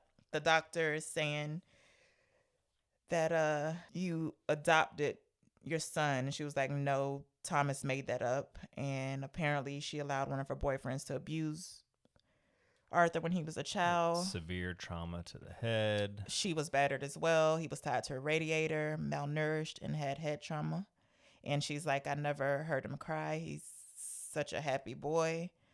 And Arthur is in the background, like he's there during the questioning. He has one of his laughing fits, but it eventually turns into a cry, which looks actually real. I wrote Joker cry. Yes, you can tell he's crying for real. So dang, that just means he suppressed this and blocked it from his memory. That's yikes. I felt so bad for him. I really did. We got Joker rain. Yeah, so it's raining. He gets off the elevator. And in the elevator, there's a flashback to Sophie doing the handgun motion, which should have been a clue.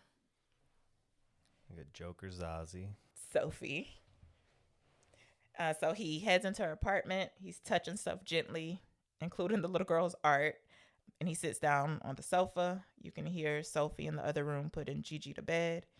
And she gasps when she walks out and sees Arthur on the sofa. She's like, you're in the wrong apartment. Your name is Arthur, right? And she's being really gentle, nice, even though she's probably scared as fuck. She was like, I need you to leave. And oh my gosh, she's like, I had a bad day. I was like, oh my gosh, she just needs somebody to talk to. She was like, can I call someone? Is your mother home? And he turns and looks at her, and he imitates the handgun motion as well. And she like gasps and put her hand to her mouth. And then you can see the scenes that were with her before. Is this him realizing that she wasn't there at all? Or is that just showing us that she wasn't there at all? What do you think? Doesn't matter. Know. I said, what do you think? I think it is both. I think it is mostly to show us, the audience. Okay. Yeah, I remember the first time I saw it I was convinced that they really were a thing, even though there were clues throughout that they weren't. So I was like, oh man, that sucks. So now you're really aware that he has delusions. They don't show him doing anything to her, but they also don't show her again. They just show him leaving the apartment. But I'm hoping, because she was so nice, that nothing happened. What do you think? Yeah. I think if something happened to her, they would have covered it. Yeah, okay. They wouldn't have been able to not explicitly show you. I mean, if the insinuation is there, the way that the movie plays out for the most part is it will just expressly show you. Okay. Whew. To my mind, anyways. So next, poor Arthur. Oh, God, I felt so bad. He's in the midst of one of his laughing fits. He's smoking on the couch in the apartment. You can hear the neighbor banging on the wall, telling him to shut up. Guess he sleeps it off, because next scene is the next day. We are at the hospital, and he says... I don't think he sleeps it off at all. You know what I mean. He goes to sleep. He says, hey, Penny. And I'm like, oh, no. Whenever you got a child calling a parent by the first name, they didn't usually, we have a problem. Also, I want to say, when I saw it, I thought she looked cross-eyed, because I wrote, she looks extra cross-eyed. Did she look cross-eyed to you, or you don't know? I mean, she was supposed to have had a stroke. I know, but I didn't know that is something that happened with the stroke, because I looked up what causes cross-eyed, and they listed that as one of the things that could happen. I was like, oh, I like that detail versus the sagging mouth that they usually show, on one side, paralysis. For the record, Brittany said she would not stay with me if I had crossed eyes. I did not say that and mean it. Yes, Please stop it. Said I would have to wear sunglasses for the rest of our life.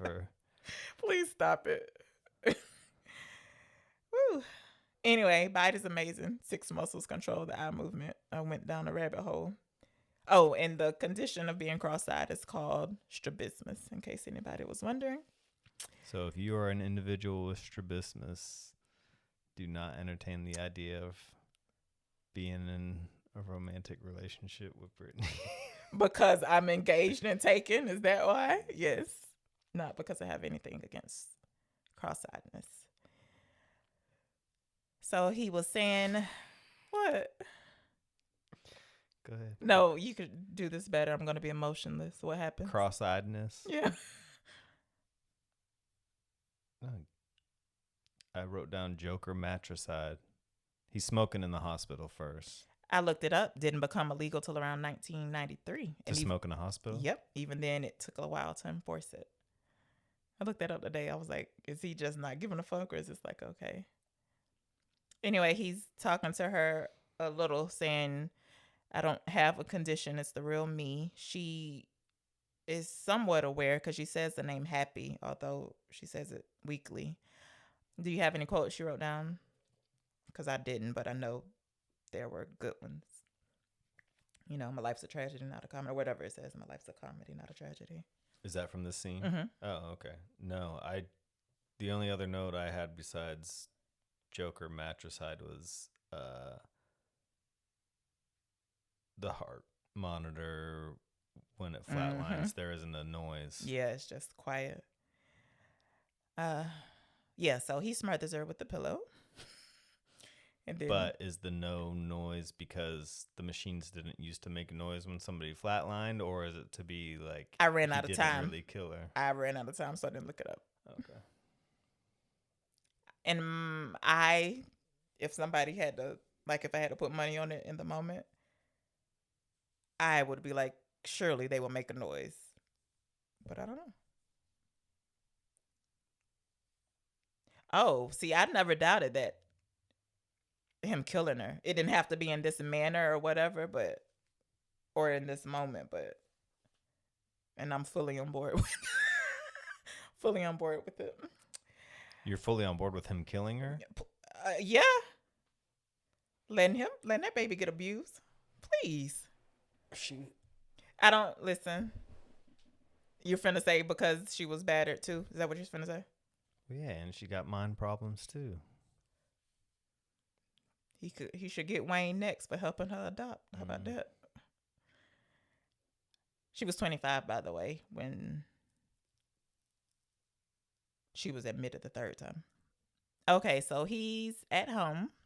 He's rewinding a Murray Hill tape that he's recorded, like we all used to do before. What? Did you ever used to record stuff off the TV? Surely. The VCR, yeah. So he's practicing for his show. Does his intro, practicing interview questions. He's also practicing with the gun. It looks like it's going to be part of a joke, which is going to end up being a misdirection. But anyway. He's addressing the audience. Have you ever addressed the audience?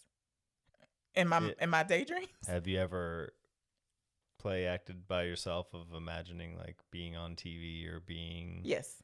On TV or on set, not on TV. Okay. Why? I just had that written down to ask if you had ever done Have that. you? I'm sure I have as a kid. Oh, I still do it. When I'm not around.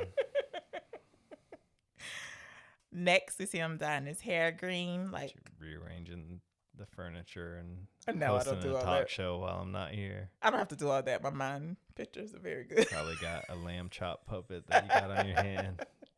Please. Talking to yourself. Okay, so now he's dyeing his hair green. It's a darker green, not like that neon green, like his wig. Did you say he holds the gun up to his head? You think you were Rita? Maybe, yeah. I don't know, because I have written down Joker suicide, so I guess I was waiting for you to say something like... I didn't say the word suicide. Yes, that's what I was waiting for, something because I said like it was that. as a joke. I didn't think it was going to be a suicide. I didn't think he was going to kill himself on TV, but maybe that was the original plan. You think it was? Yes. Okay. Yes, I do. Because of the quote, oh, my death makes more sense, blah, blah, blah, in my life. Okay. So he's in the bathroom, dyeing his hair, and back to dancing badly. What do you want to say? That's what you're going to say? I find it so interesting, the changes in the dancing. Well, no. And I use these as when he's dancing badly, they were real. And when he was dancing smoothly, they were not. But it probably doesn't hold up. So he's painting his face. You know he's dancing too? Did you make a note of that? Not in this particular. No. Wow, what's this one? That's Life. Okay, yeah. And I appreciated the soundtrack in this movie too. I think they did a very good job. He has a plastic clown with green hair on his mirror. It's a miniature mask or something. He's painting his face. He paints his tongue. There's a picture of Penny, and on the back it says "Love Your Smile, T.W. Thomas Wayne." But I'm like, she must have wrote this herself, right? Surely. And he crumples it, and he gets. Well, here's the note I had for that. What? Why would he give her a picture of herself? Yes.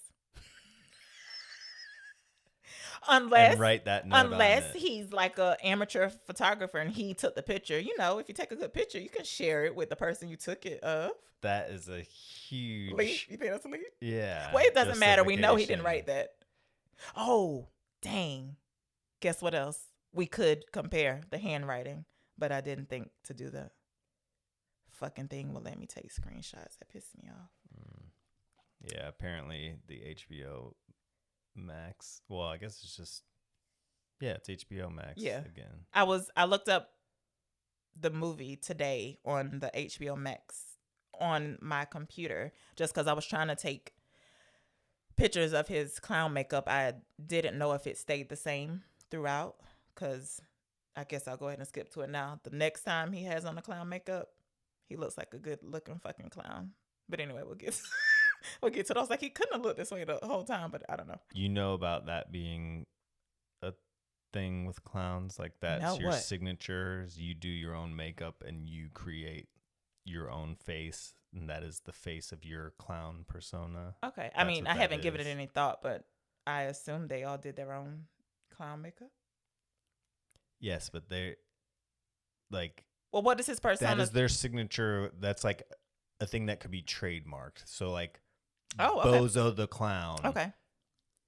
That could be franchised out, and you're licensing the rights to do your face like Bozo the Clown did it. Oh, neat. Why do you know that? I don't know. You think you found it out when you got into juggling? No. Okay. Why would they go over clown makeup if you're learning about You went to a juggling class? No. Okay, so who is they? Why would anybody? I feel like I associate juggling with clowns. Okay. And Did you see him juggle at all in this movie? No, Did which you I see any of the people at the clown enterprise which juggle? I appreciated. But if somebody asked me, who do you associate with juggling? I think I would say clowns. Would you not? No. Who would you say? I would link it more with like illusionists and magicians Okay. than clowns, because it's closer to like sleight of hand. They're not hiding. You're not hiding anything about juggling, are you? What do you mean sleight of hand? No, but it's like a thing they do in like Cirque du Soleil. It's Okay. like I don't know. All right, so his putting on makeup, it gets interrupted by the doorbell. He rummages in a drawer, grabs. He also sticks his tongue out and paints his tongue with. God damn it! You missed that part too. This is driving me, buddy. Okay, no, it's okay. I know what to do now. I'm gonna wait till you're making eye contact with me to speak. No, because this is insane. You've done it at least 4 times. This is crazy. Yes, he does. He also paints his tongue white, which I said. But go ahead.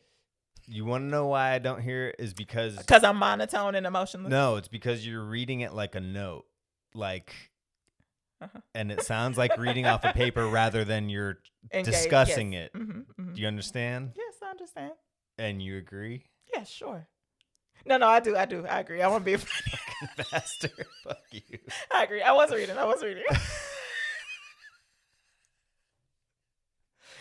Okay. Acting like you don't tune me out.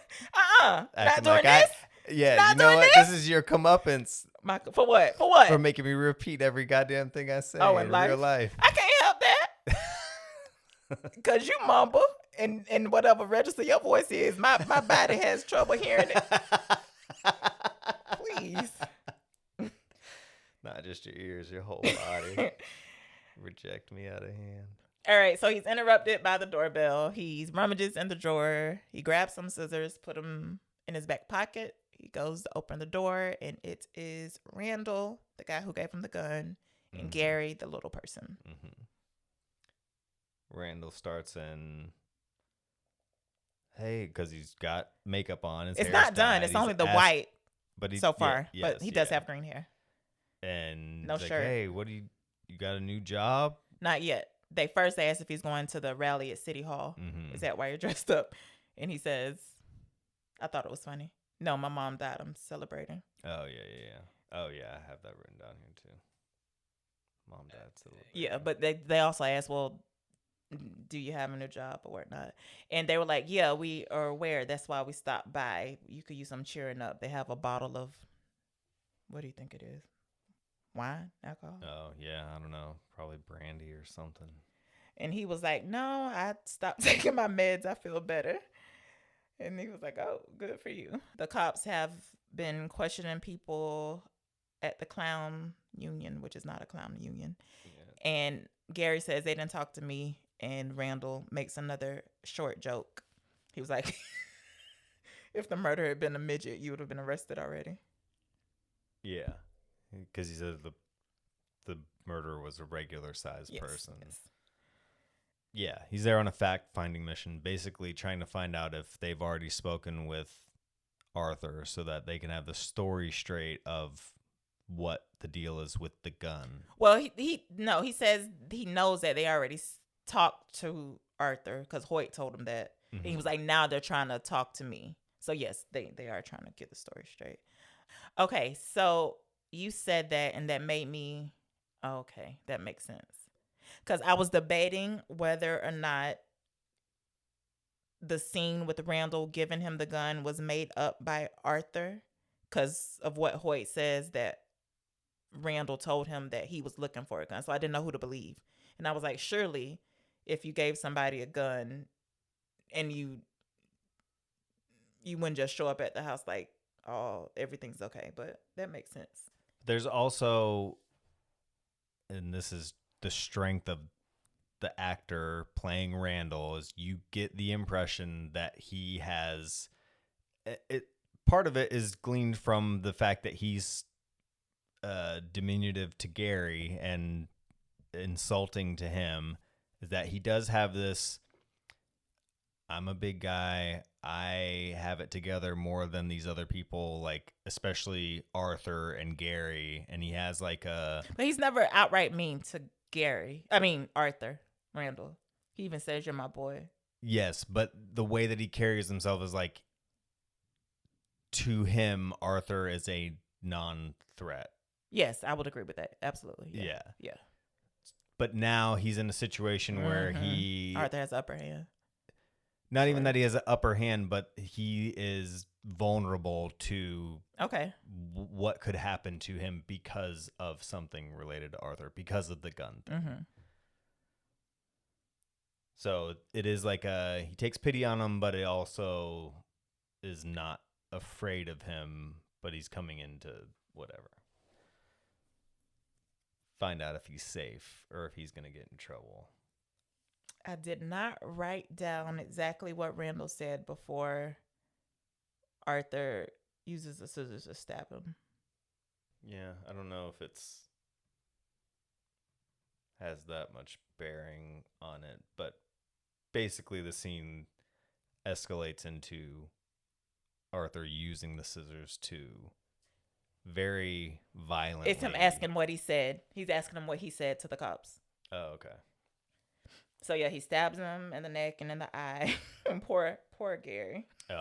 This is the reason why the makeup job was left unfinished, is because it creates a great image of the blood splattering all over the white makeup painted face of Arthur. Yeah. Whew. So Randall's dead. For that whole scene, I just wrote Joker kill. And then I wrote scares Gary. Okay, so he hasn't touched Gary. He actually tells Gary that he's going to be on the Murray show later. It's not significant, but I was like, he loves the Murray show so much. Surely that would have been, unless he hadn't decided yet, when they asked what's with the makeup, because he's going to wear it to the show, I feel like it would have been the first thing he said. He was like, oh, I'm going to debut on the Murray show. You know what I mean? Does that make, you know what I'm saying? Mm-hmm. Anyway, I just figured that would have been the first thing he said versus I'm celebrating my mom's death. So he tells Gary he's going to be on the show, and he does a British accent. Gary's British. Yeah. He does a little British accent. And he seems, I don't know, he seems himself. Like, I don't want to say an enjoyable guy. He seems relaxed. Yes. Is the only time in the movie where he has seemed... He just seems like himself. At ease, yeah. And we can chalk that up to him not being on the medicine, I guess. So he tells Gary that he's not going to hurt him and he can leave. And Gary's a little person, so he can't get out the door because the top lock is latched. Mm-hmm. And Arthur's like, oh, I'm sorry. So he gets up and I forgot. He missed the beat. Yeah. You mean when he jumps at him just to play with him? Yeah.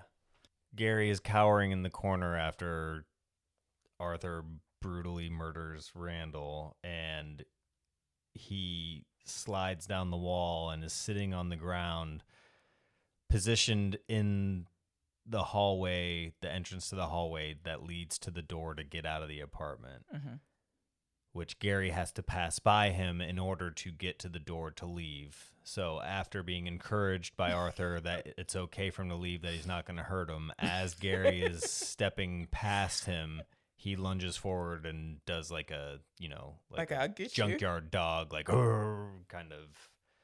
But he was loud joking. noise to It was scare funny. the shit out of him. Yeah. So anyway, Gary gets to the door. The top lock is on, so he can't. So he has to ask Arthur to come do it. And Arthur undoes it. He opens the door, then he closes it. I'm like, oh fuck, he's changed his mind. He's gonna get the little man. But he just lets him know that you're the only one who was ever nice to me. He gives him a kiss on the head, and he lets him go. And then, oh yeah, best scene of the whole fucking movie. Yeah. Is it? Is your favorite scene? Yes. So anyway, like I said, I'm not attracted to Joaquin Phoenix in any kind of way. I don't give a fuck about clowns. He looked very good in the makeup here. He's dancing. He has rhythm. He looks good. I don't know. And what's the name of the song? Everybody knows the song, but what's it called? I think it's called Rock and Roll Part 2. So good. God, I love the soundtrack for this. Anyway. You know what? The guy who made that song is a convicted pedophile. No! Yeah. Well, it's not like I love the song. But you just said you did. The way I feel like, okay, so I have a question. Does this sound like the exact tempo and beat and whatever as the original? I felt like it felt more lively. Do you know what I'm? No, it's the exact song. Okay, well, anyway, it fit. I don't know. It really fit. I love this song. You wouldn't know, but this song was like how Seven Nation Army, which you are going to claim now that you've never heard the song What's before. The song? Dun dun dun dun dun dun dun dun dun dun dun dun dun. I can't get it from that. Is it an iconic scene of anything? Everywhere. Okay, well, I play believe it you. At all sporting events. Okay, I'll believe you then. Everything worldwide. Okay. It's especially popular in soccer, but it is universally used. Then I'll take your word. I can't hear it from what you just did, but okay. No, I don't know if it was at the same level, but at least like in American sports, or at least in hockey. I remember it from hockey. They would play this song all the time. Yeah, I know during the song. Hockey games. I know I didn't know it from hockey, but okay. Yeah, I know that this is a popular song. But you wouldn't be able to identify somewhere that you had heard it before besides this movie? I was going to say, I don't go to sports games, but I was going to say sports or something. I don't know why I know the song, but I know the song. You probably hadn't heard it for a long time. Correct. Though, probably for 20 years, because that was when he was convicted of and you think child that makes pornography. And you think that makes people stop playing music? Yeah. No, people still bumping R. Kelly, Michael Jackson, Yeah, still watching Roman Polanski Michael fucking Jackson movies. was never convicted. I appreciate the thought. I don't think this will make people stop fucking with the music, honestly. Yeah, well, what? It affected this guy and this song. What do you mean affected the guy? Anyways, the song choice. You didn't like it? No. Oh. It's fine, but I think it was deliberate because of it being a controversial person who was responsible for making it. I believe you. So it is supposed to be like this. But I didn't have that connotation. This high point, like this emergence of and it's a the bad Joker in full situation. Form. Okay. Yes. I understand. And it is like a celebratory, like, him going down the steps and he's got the cigarette in his mouth and he's doing the kicks and dancing. But the song does change. It gets a little more sinister, but it's still good. Do you know what I'm talking about? Well, no, it eventually subsides completely and devolves into the score of the movie. Which, wouldn't that fall into the song changes? The song goes away. But there's more. The music changes. Okay, I guess I didn't say it specifically enough for you. Yes. It's no longer the fucking song. Yeah, it's not. Song changes. Song changes. Yes, but the way that you said that, you said the song changes, it becomes more sinister, like it's a remixed version of that. I understand. Don't get mad at me I'm of your I'm not mad. Imprecision I'm not mad. Of language. Jesus fucking. So by the time he's getting to the bottom of the stairs and the score has now overridden Gary Glitter, you can see his last name's Glitter? Well, his stage name. Okay. To attract kids, Glitter. Maybe. This is horrible. Jesus, what's wrong with people? Okay. And we noticed that Detective Garrity, I forgot the other name. Don't know yet. There's 2 silhouettes at the top of the stairs, and then there's a complete intrusion by them yelling Arthur or something. They say something. They call First, out we see their faces. They look at each other, and they nod their head a little like, yeah, that's him, maybe. Then they say Arthur. So we are aware that it is the detectives. Mm-hmm. And that snaps him out of it, and he starts running. Woo! Joker runs. Joker hit by taxi. Yep, slightly. Joker train. He runs to a subway. It's full of clowns because of the protests. Which is, at first I was like, why is everybody just like a clown? And I'm like, oh yeah. Good detail. So the cops are yelling at people to take their masks off. A gun has been drawn by the cops. Shay. And Arthur grabs a mask and he's pushing through the crowd. He gets knocked into a guy, and a guy thinks someone else did it, and a fight breaks out. And I wrote down, I was like, that was accidental. He's going to get, not that I know anything about Batman and the Joker, but what I remember of them, I feel like they're very smart. I was like, oh, he's going to get smarter the older he gets. Do you know what I mean? Like, he deliberately causes upsetness. Do you understand? Versus this was completely accidental. He's going to start becoming more calculated with what he's doing. Yes, because this was a complete accident that he made a fight break out. So one of the people on the train, he grabs, let me see. Yeah, the man grabs at the gun and he gets shot, and the crowd doesn't like that. So now they've grabbed the cops. They take him to the platform. They're beating on him. Arthur watches. He dances a jig a little bit, and he throws away the mask.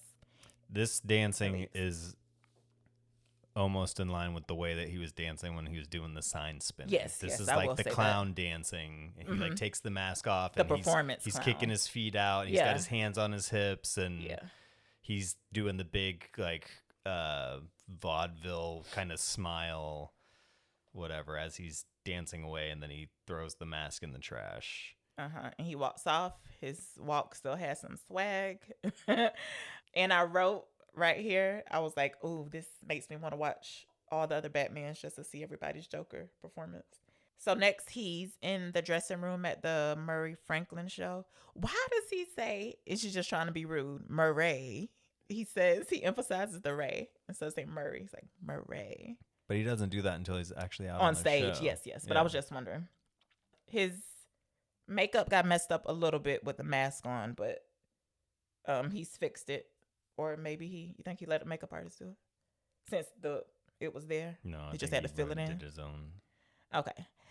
So Murray asks if the makeup is because he's part of the protest. I don't even remember what Arthur answers when he says that. Probably didn't even get a chance to. Yeah, no, he said it's nothing like that or something to that effect. Yeah. He says that it's part of his act. Yes. And also he calls Murray, and the man he's with, he was like, "It's Mr. Franklin to you." I'm like, oh my God, what is a big deal? And Murray's like, it's not a big deal. Like you said, sort of. It's going to be part of the act. Arthur asked to be introduced as a Joker. He was like, you call me that? Well. What? Not the Joker. Joker. Yeah. Okay. And he tells Murray that he called him that when he showed his little clip from Pogo's. So yeah, he rehearses with the gun one last time, like he's going to shoot himself. I thought as a joke, Brendan says he thinks he's really going to commit suicide. So that his death would make more sense than his life. In this scene I enjoyed. So he's waiting behind the curtains to come out, and I don't know what the job position is to tell the person, to get ready to go out. But Arthur is contorting himself. He's not dancing. He's sort of dancing. Maybe he's getting ready to dance because he does come dancing out the corner. He sure does. But this is still a little bad dancing. It's that weird, awkward. The Tai Chi. Not right here. He's contorting his body because the man at the curtain is staring hard. Like, what is wrong with this guy? But then when he gets called out, he dances smoothly. Yeah. Yeah. As before he is called out, the previous guest or the guest that precedes him is like a Dr. Ruth analog. It's like, I wrote down Dr. Sally, but I don't know if that was what she was actually being called. Yes. And they're talking about sexual problems because Dr. Ruth was like a sex doctor. She openly discussed people's like marital issues or sex advice to people and couples. And I don't have in the notes if they were talking specifically about Joker. I think they are, though. Yes. He's saying like, is it sexual problems? And he says a lot of problems. This guy's got a lot of problems. Yeah. So he comes out on stage, and because the dancing is good, I was like, I don't think this scene is happening. Whenever he's dancing good, I don't buy that it's happening. He's smoking a cigarette. He flicks it off too. Yeah. It's out of stage. And then he goes up and he sexually assaults Dr. Sally. He kisses her on the mouth. Yes. I wrote down Joker Tai Chi, Joker smoke, Joker flick, Joker dance, Joker shake, Joker kiss. Then we get the knock knock joke. Well, yeah, him and Murray have a little bit of banter, and the crowd is enjoying it. Like he'll say something, and Murray makes a comment, and the crowd's loving it. But anyway, so the knock knock joke, is this the one about the drunk driving? That's what you're about? Or you just wrote knock knock? Yeah. So it's a knock knock joke, and who's there? He's like, it's the cop. I just want to tell you that your son has been killed by a drunk driver. Yeah. And Dr. Sally / Ruth was like, you can't joke about that. Mood sours a little bit because it was a tasteless joke. Also, I guess this is when it happens. So as he's reading because he pulls out his joke notebook, as he's reading that quote comes back up about, I hope my death makes more sense in my life.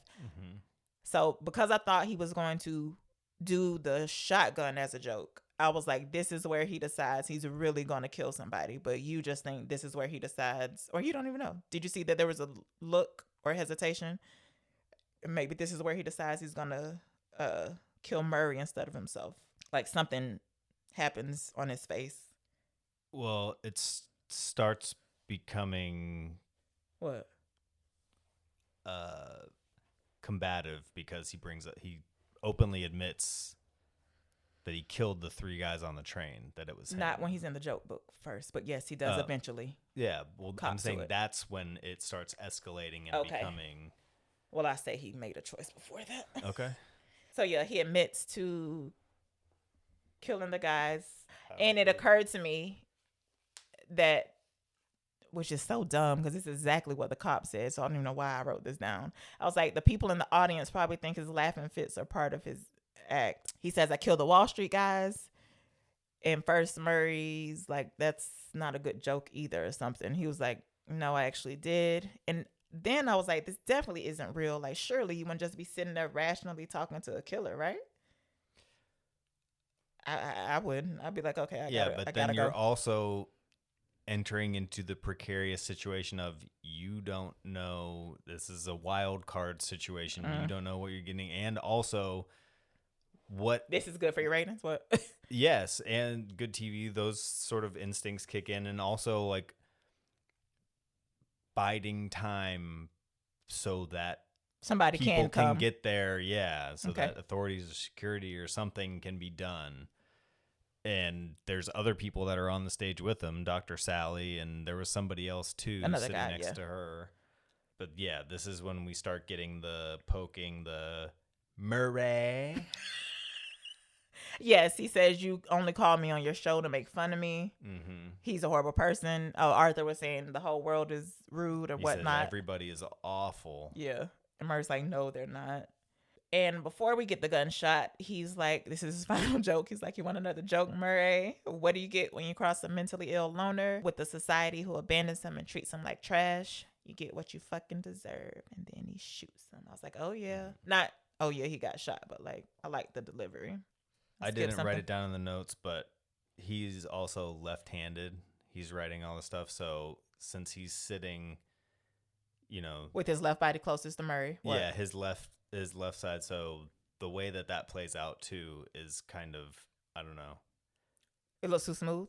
No, I feel like it helps catch off guard more when the gun is pulled, just because, I don't know, you're not accustomed to seeing like a lefty gun pull or something like that. Anyways, then we get, after he shoots Murray. Yeah.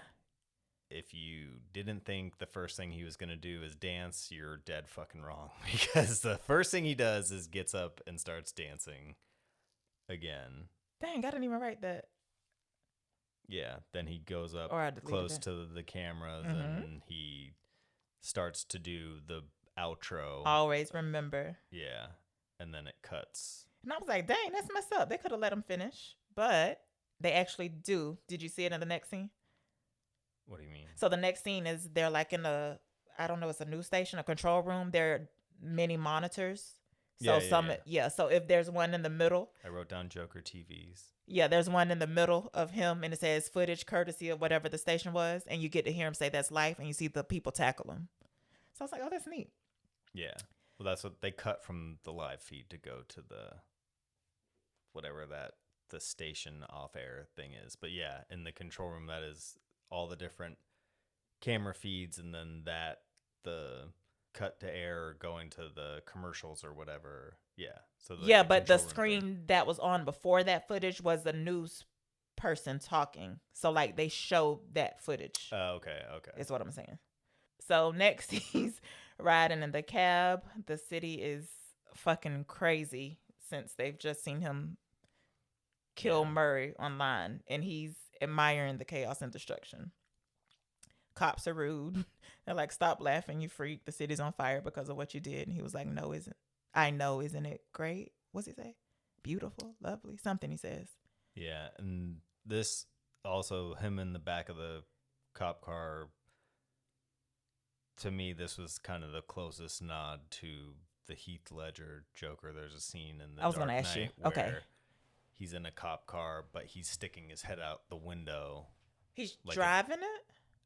That's what I don't know if someone else is driving it or what. I think somebody else is driving it, but his head is stuck out the window and like his hair is whipping back.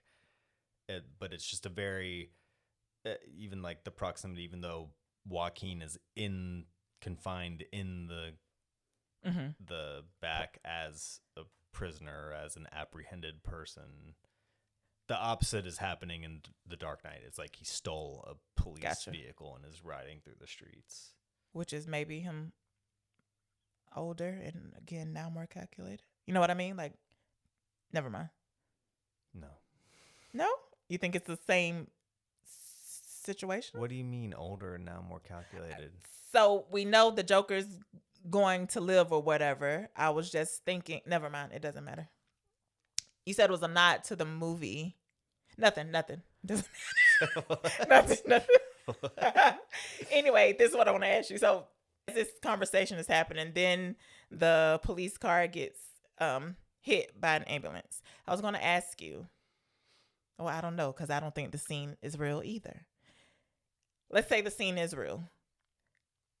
Is this somebody who happens to know he's in that car because they just watched the shooting, or is this somebody that happens to hit them and they pull him out of the car because he's a fellow clown, or they know his face? What do you think? Yeah, I think it's just happenstance. I think that a lot of the like you're saying about what being wiser and more calculated, this is just an accident. I don't think any of that is present in this movie at all. But even if this is an accident, they recognize him. They pull him out of the car so gently and lay him on the hood. Yes. And people are cheering. I was like, no, they can't even, people across the street can't even see who this is. I think that's upon realizing who it is when they're pulling him out. But again, like you said, if it's even supposed to be real or not. No, people across the street don't know what's going on. Yeah. And everybody's celebrating. They're like looking that direction.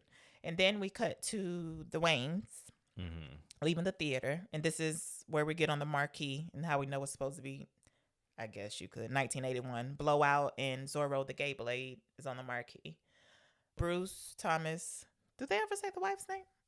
Just out of curiosity, in all the movies? I believe it's Martha, but I Martha, don't think that it's sounds ever familiar, said maybe. In this. So we get a scene that I am aware of just because I've seen at least one Batman movie. And the pearls seem to stand out for me. They get shot. Bruce gets shot. Nope. Wayne gets shot. No, what's his name? Thomas. Jesus. Thomas gets shot. Mom and dad get shot. Bruce lives. Martha's pearl necklace gets snatched, and you have the pearls in the air imagery. Let me go back to the Joker. He's laid out on the hood. He coughs up blood and sits up. People are cheering him on to get up. He stands up on the hood of the car. Dancing. Back to dancing badly, though. This is all subjective. There are different ways. Okay.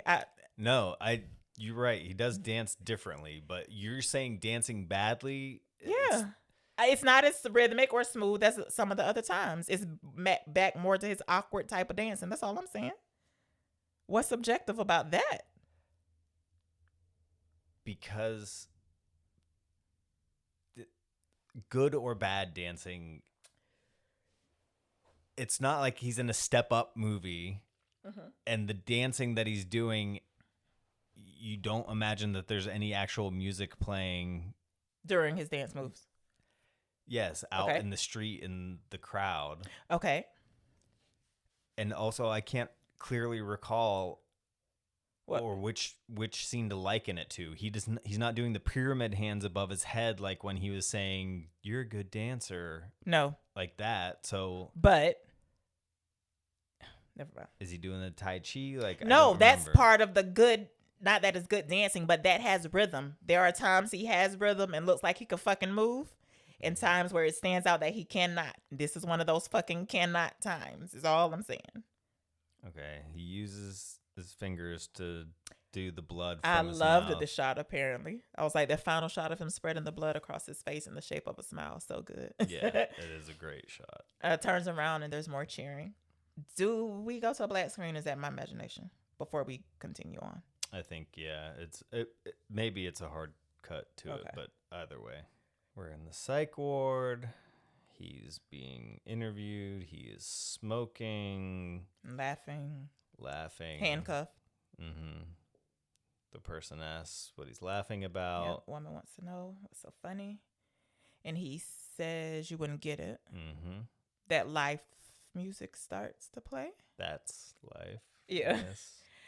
And he's walking down a corridor. It's sort of a grayish, black like and a white scene. hospital. Yeah, but I just mean it's not lively color. Anyway, he has bloody footsteps. And I'm going to say he's dancing good again. He has some rhythm. I love this shot as well. He turns the hallway down to the right, and then he immediately comes back to the left. He's being chased. So good.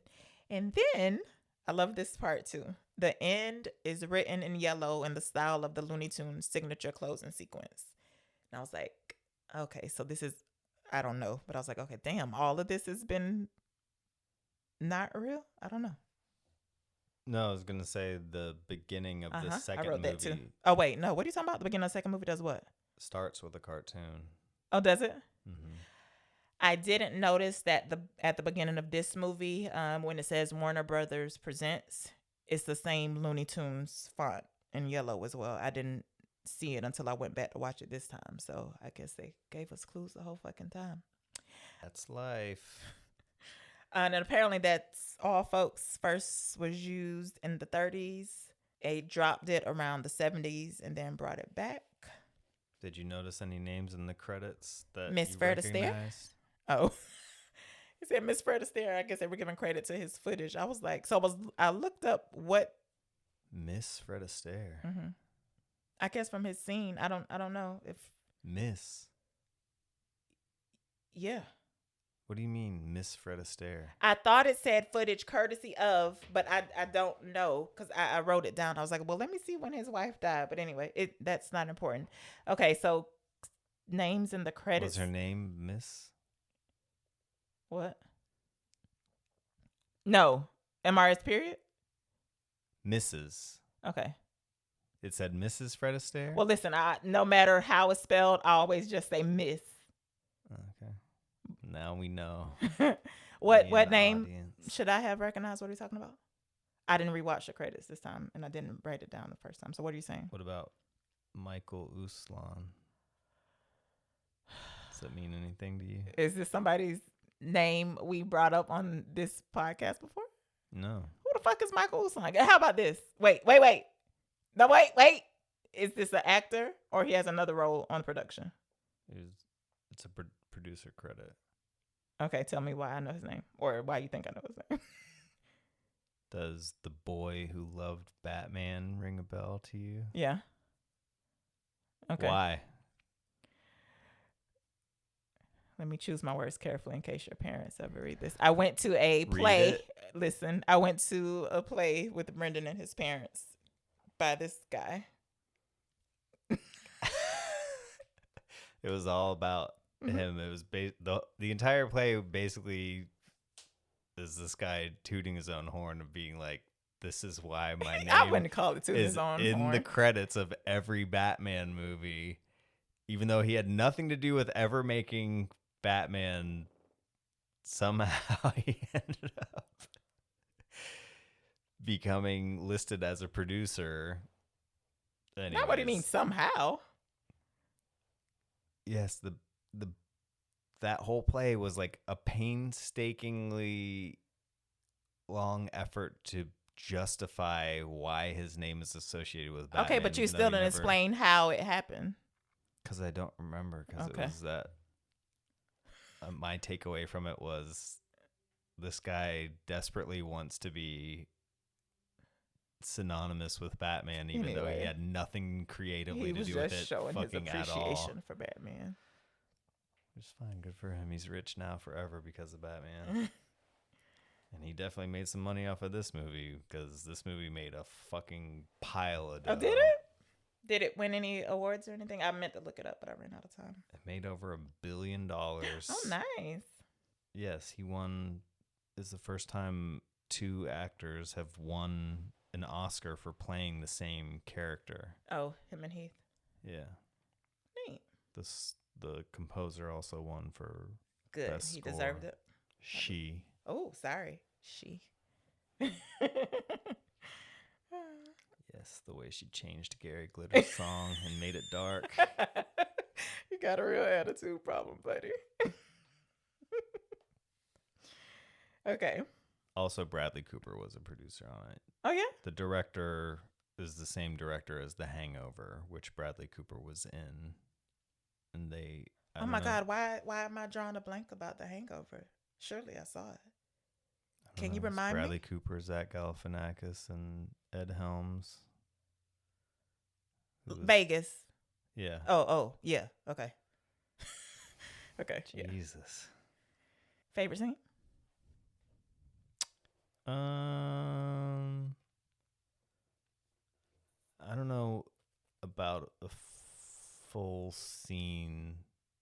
I like the scene outside the hospital. Like I said, whenever he says, "What do you think?" and he runs into the glass, that to me is like it's just a great gag, and it's pulled off like expertly within the confines of the otherwise extremely dark movie, when it is able to find those,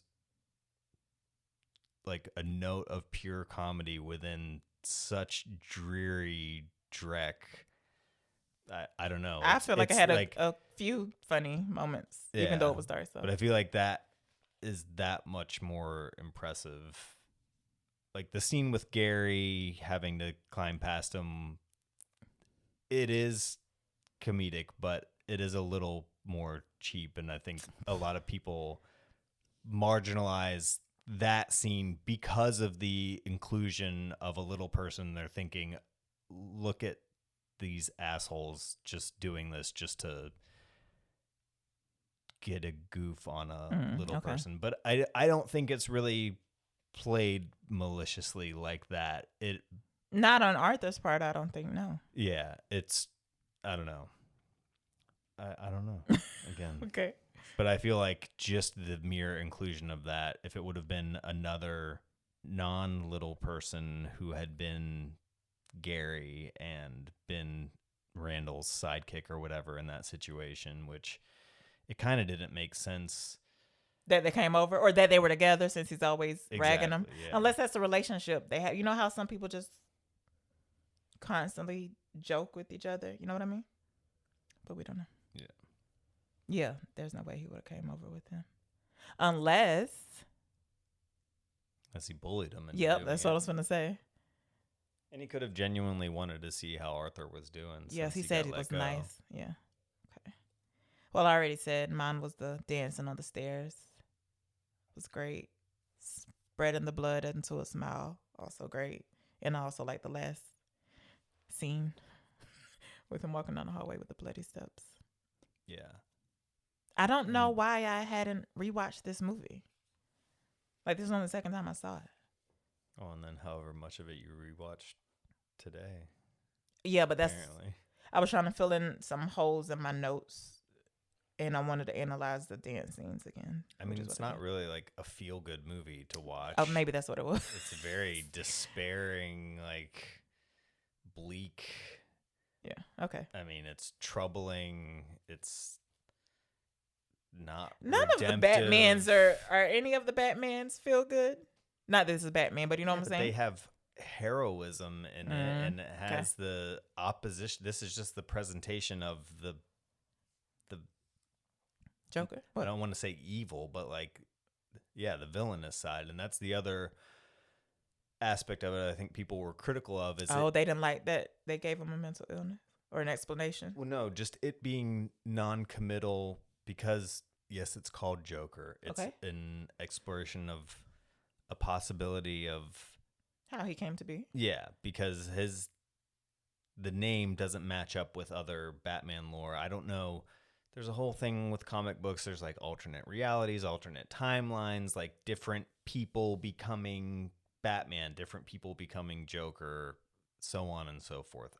I don't know the particulars of any of that to speak to it. But I do know the way that this plays out, and especially with the second film, is like you kept saying like, oh, maybe this is when he gets wiser and more calculating. Like none of that is actually present. So you don't see any evidence. There's nothing presented where he is a criminal mastermind or you mean in this movie villain. Yeah, there's nothing deliberately villainous being done. Like everything is a byproduct. Okay, so are you saying they're upset because there's no deliberateness to him yet?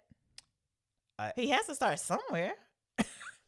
I don't want to speak on their behalf because I don't know enough about it to speak to it. But well, that is another thing. If I was speaking to somebody, it has to start somewhere. You're not just born a mastermind.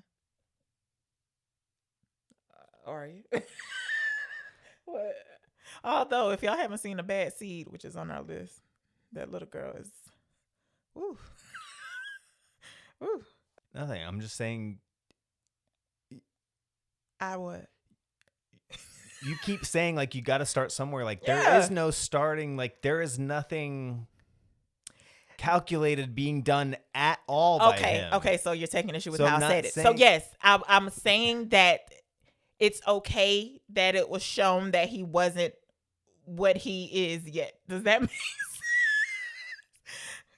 Does that make sense? Like, why is it so horrible that they show him before he became horrible all the way through and through? I'm saying it's showing the emergence of just like the bad. There isn't any design. We are in agreement. Yes, so that's why I don't know what you're not presenting anything that's saying there is nothing connoting or pointing towards him becoming a supervillain. Agree. So again, there was a problem with how I expressed my feelings. Is that what we're saying? Well, no, you're saying like you got to start somewhere. The movie, you can show him. It's not absurd to show him before there's any calculating going on. Why are you fighting me on this? Why is that not? I'm saying it's okay to me. Somebody who doesn't give a fuck about Batman or anything. I don't give a fuck about comic books.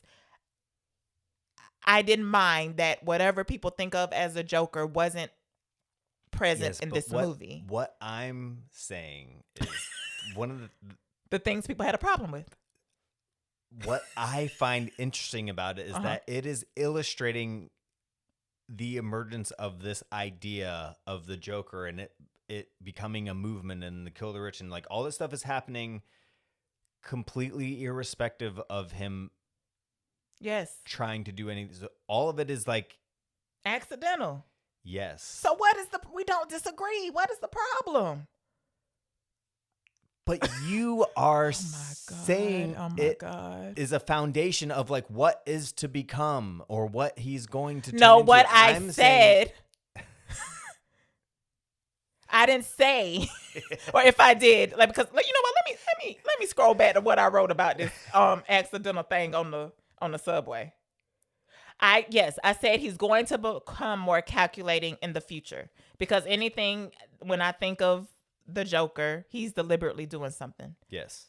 So all I said was what they showed doesn't show that. It shows an accident, which has to mean he is going to become more calculating in the future unless everything that happens with him in all the future movies, pure accident. Is that what you're saying to me? No, I'm saying it is an exploration of the idea of the Joker. Yes. As not as symbolism, but just like that ideology of like what that could portend in real life. And this is showing all of that happening just completely by mistake. We have not, I'm still agreeing with you. We need to move on because there's nothing you said that I don't agree with. Yes. Although you have an issue with how I said whatever I said. I'm saying he's not going to grow into like a master villain. I'm saying that there is no future of this version of Joker. Yes. Well, you know what would have helped me get on that page with you? Not that I haven't said I agree with that part or not. You didn't finish that sentence. Nowhere did you say this version of Joker will not be the Joker that people are familiar with. But that's what I was saying, that there is no evidence of calculating or design, that there is none of that there. Okay, and you're saying that's because this Joker will not go on to be the Joker. And I was just saying, I think this is how the Joker would be before he became the Joker. It's fine. I understand. And we don't have to me, one of the reasons why that is interesting, especially in relation to like the Heath Ledger Joker, is one of the reasons why that was celebrated and why the Christopher Nolan Batmans are so celebrated is people being like, oh, the gritty, realistic take on Batman and showing it like what a real world application of all of it would be. And it goes through all these lengths of like the science behind all of the gadgets and stuff that Batman has. Well, now I'm even more confused. But the reality of that world, a Joker like Heath Ledger would not be able to just walk around how he was and be operating. So this Joker is realistic to you? No. So Heath Ledger's Joker is more realistic? No. Believable? You just said that there's explanations to how Batman does what he does, yes? In The Dark Knight, that Joker is supposed to be the calculating, doing stuff on purpose to an end to try to achieve things. Okay. And it's celebrated for people being like, oh, the gritty realism and this and that. And what this movie is kind of doing is exploring the mentality of people being like celebrating this idea of the Joker, which is kind of what happened in the wake of The Dark Knight, is there became this subset. You see people, fucking idiots, with why so serious and the tenets of the Joker and stuff that he says from the movie, being like, oh, it's so great, the Joker is so great. But the reality of it would be, if somebody was behaving like that, they would be a mentally ill person. I agree with what you just said. And apparently I in your mind I don't, because this is what I heard. Okay. So what is it? The Dark Knight Rises? No. The Dark Knight, just Dark Knight. wait. Let's get something straight. The one with Heath Ledger is called The Dark Knight. The one with Robert Pattinson is called The Batman. Okay. Is there any other Batman movie with the words The Dark Knight in it in the title? The Dark Knight Rises. Christian Bale. And Harvey, Half-Face. That's The Dark Knight. What happens this isn't important. Anyway. Okay. So what I thought I heard you say was that the particular Batmans were celebrated because it was showing a realistic application of how Batman can do all that he does. Yes. But the Joker, being how insane he is, would not be allowed to. He would be locked up of how crazy he is. Yes? Have I said anything you disagree with yet? Yes or no? Yes or no? Yeah. Which means to me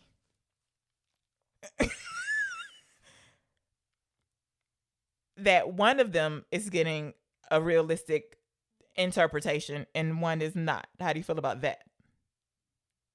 If this was happening in the real world, how do you feel about that? Because the Joker hasn't been locked up. Do you disagree?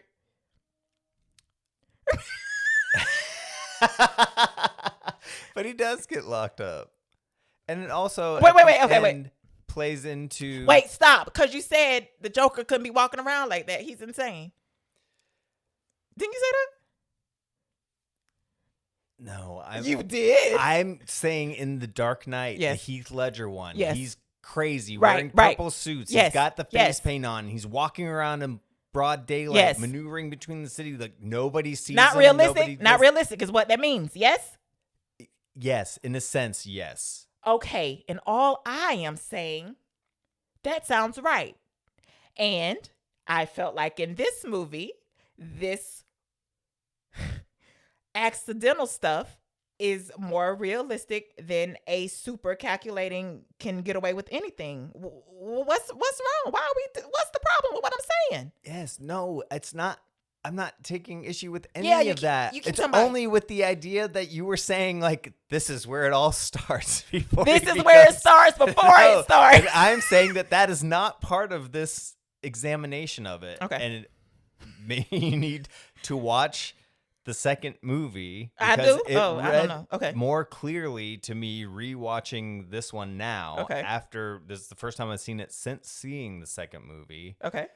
Of what the second movie does. I mean, I feel like I don't want to spoil it for you, but that is basically what gets reiterated by the second movie. The accidental stuff or the calculating stuff? Is that there is no calculating anything. And that bothers you? No. Okay.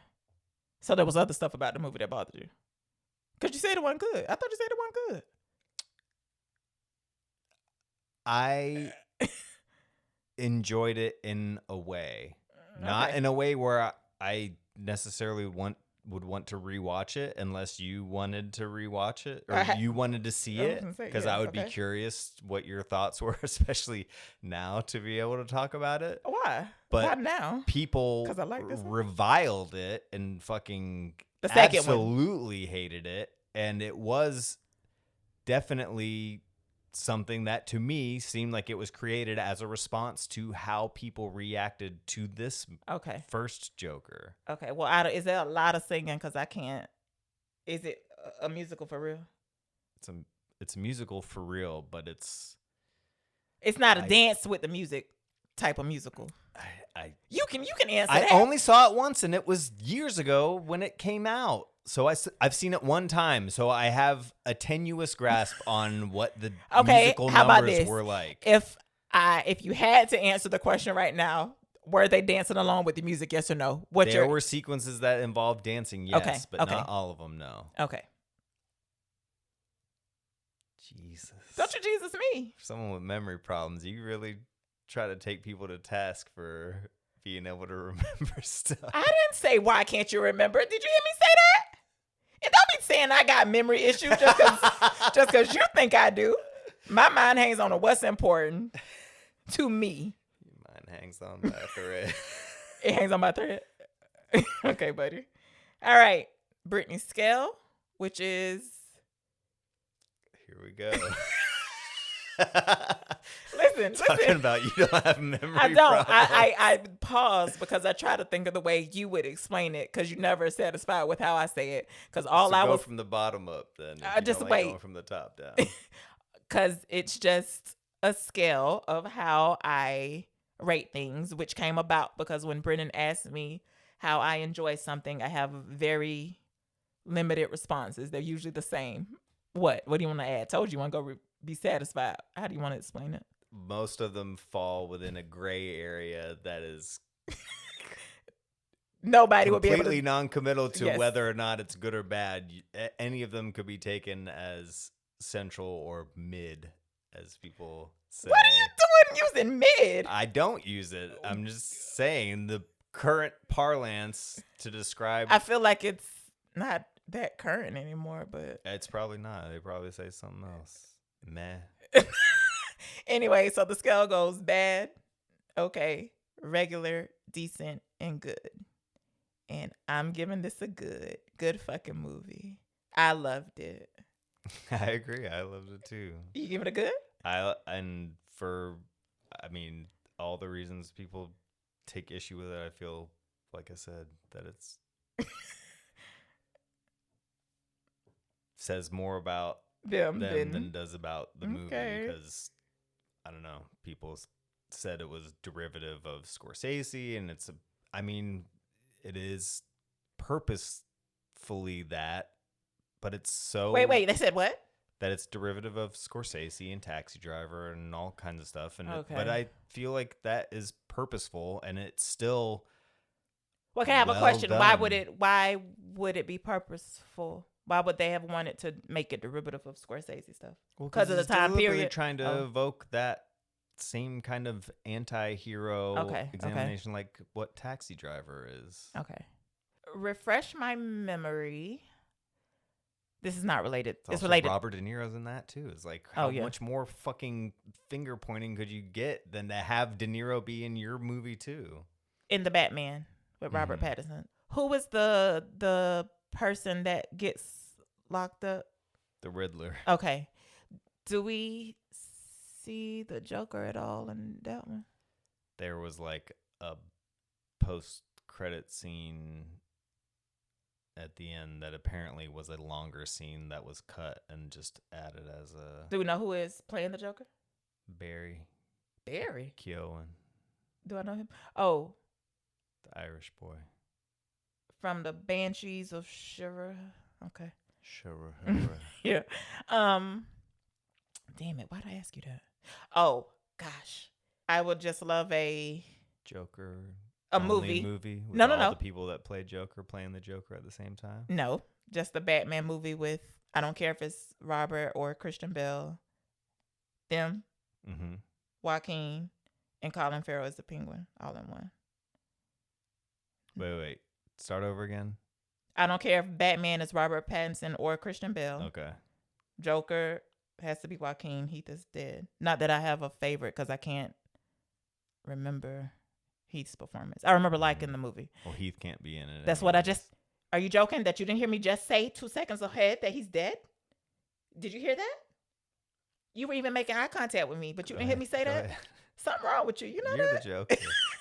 And then with Colin Farrell as Penguin. Mm-hmm. So good. So it's good. Not good enough to make you want to watch the sequel. No, because you threw me off with the dancing to the music. I don't But you like know. the dancing in this. He wasn't dancing to the music. And Let you you like tell the it. music too. He wasn't dancing to the music. Let you tell it. It's the same composer. Mm-hmm. I don't know. And I'm saying that because I know I saw the trailer and I didn't want to go see it. You know what I mean? So I don't know.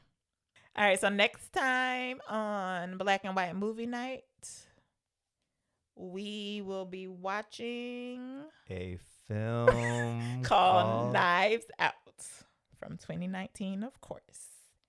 See you then. I'm Brittany and I'm black. Wait. Let me try to remember this closing. Okay, I'm black. I'm white. Black and You're white. wrong. And I'm right.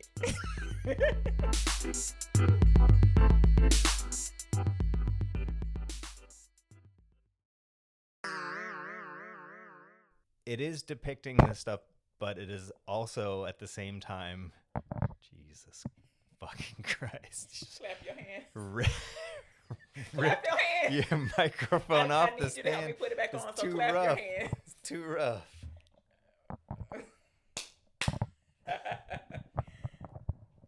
We had to stop down due to technical difficulties. Somebody once again was too rough with their microphone and literally ripped it off the mic stand. I'm editing this out. I don't know why you keep telling people my business.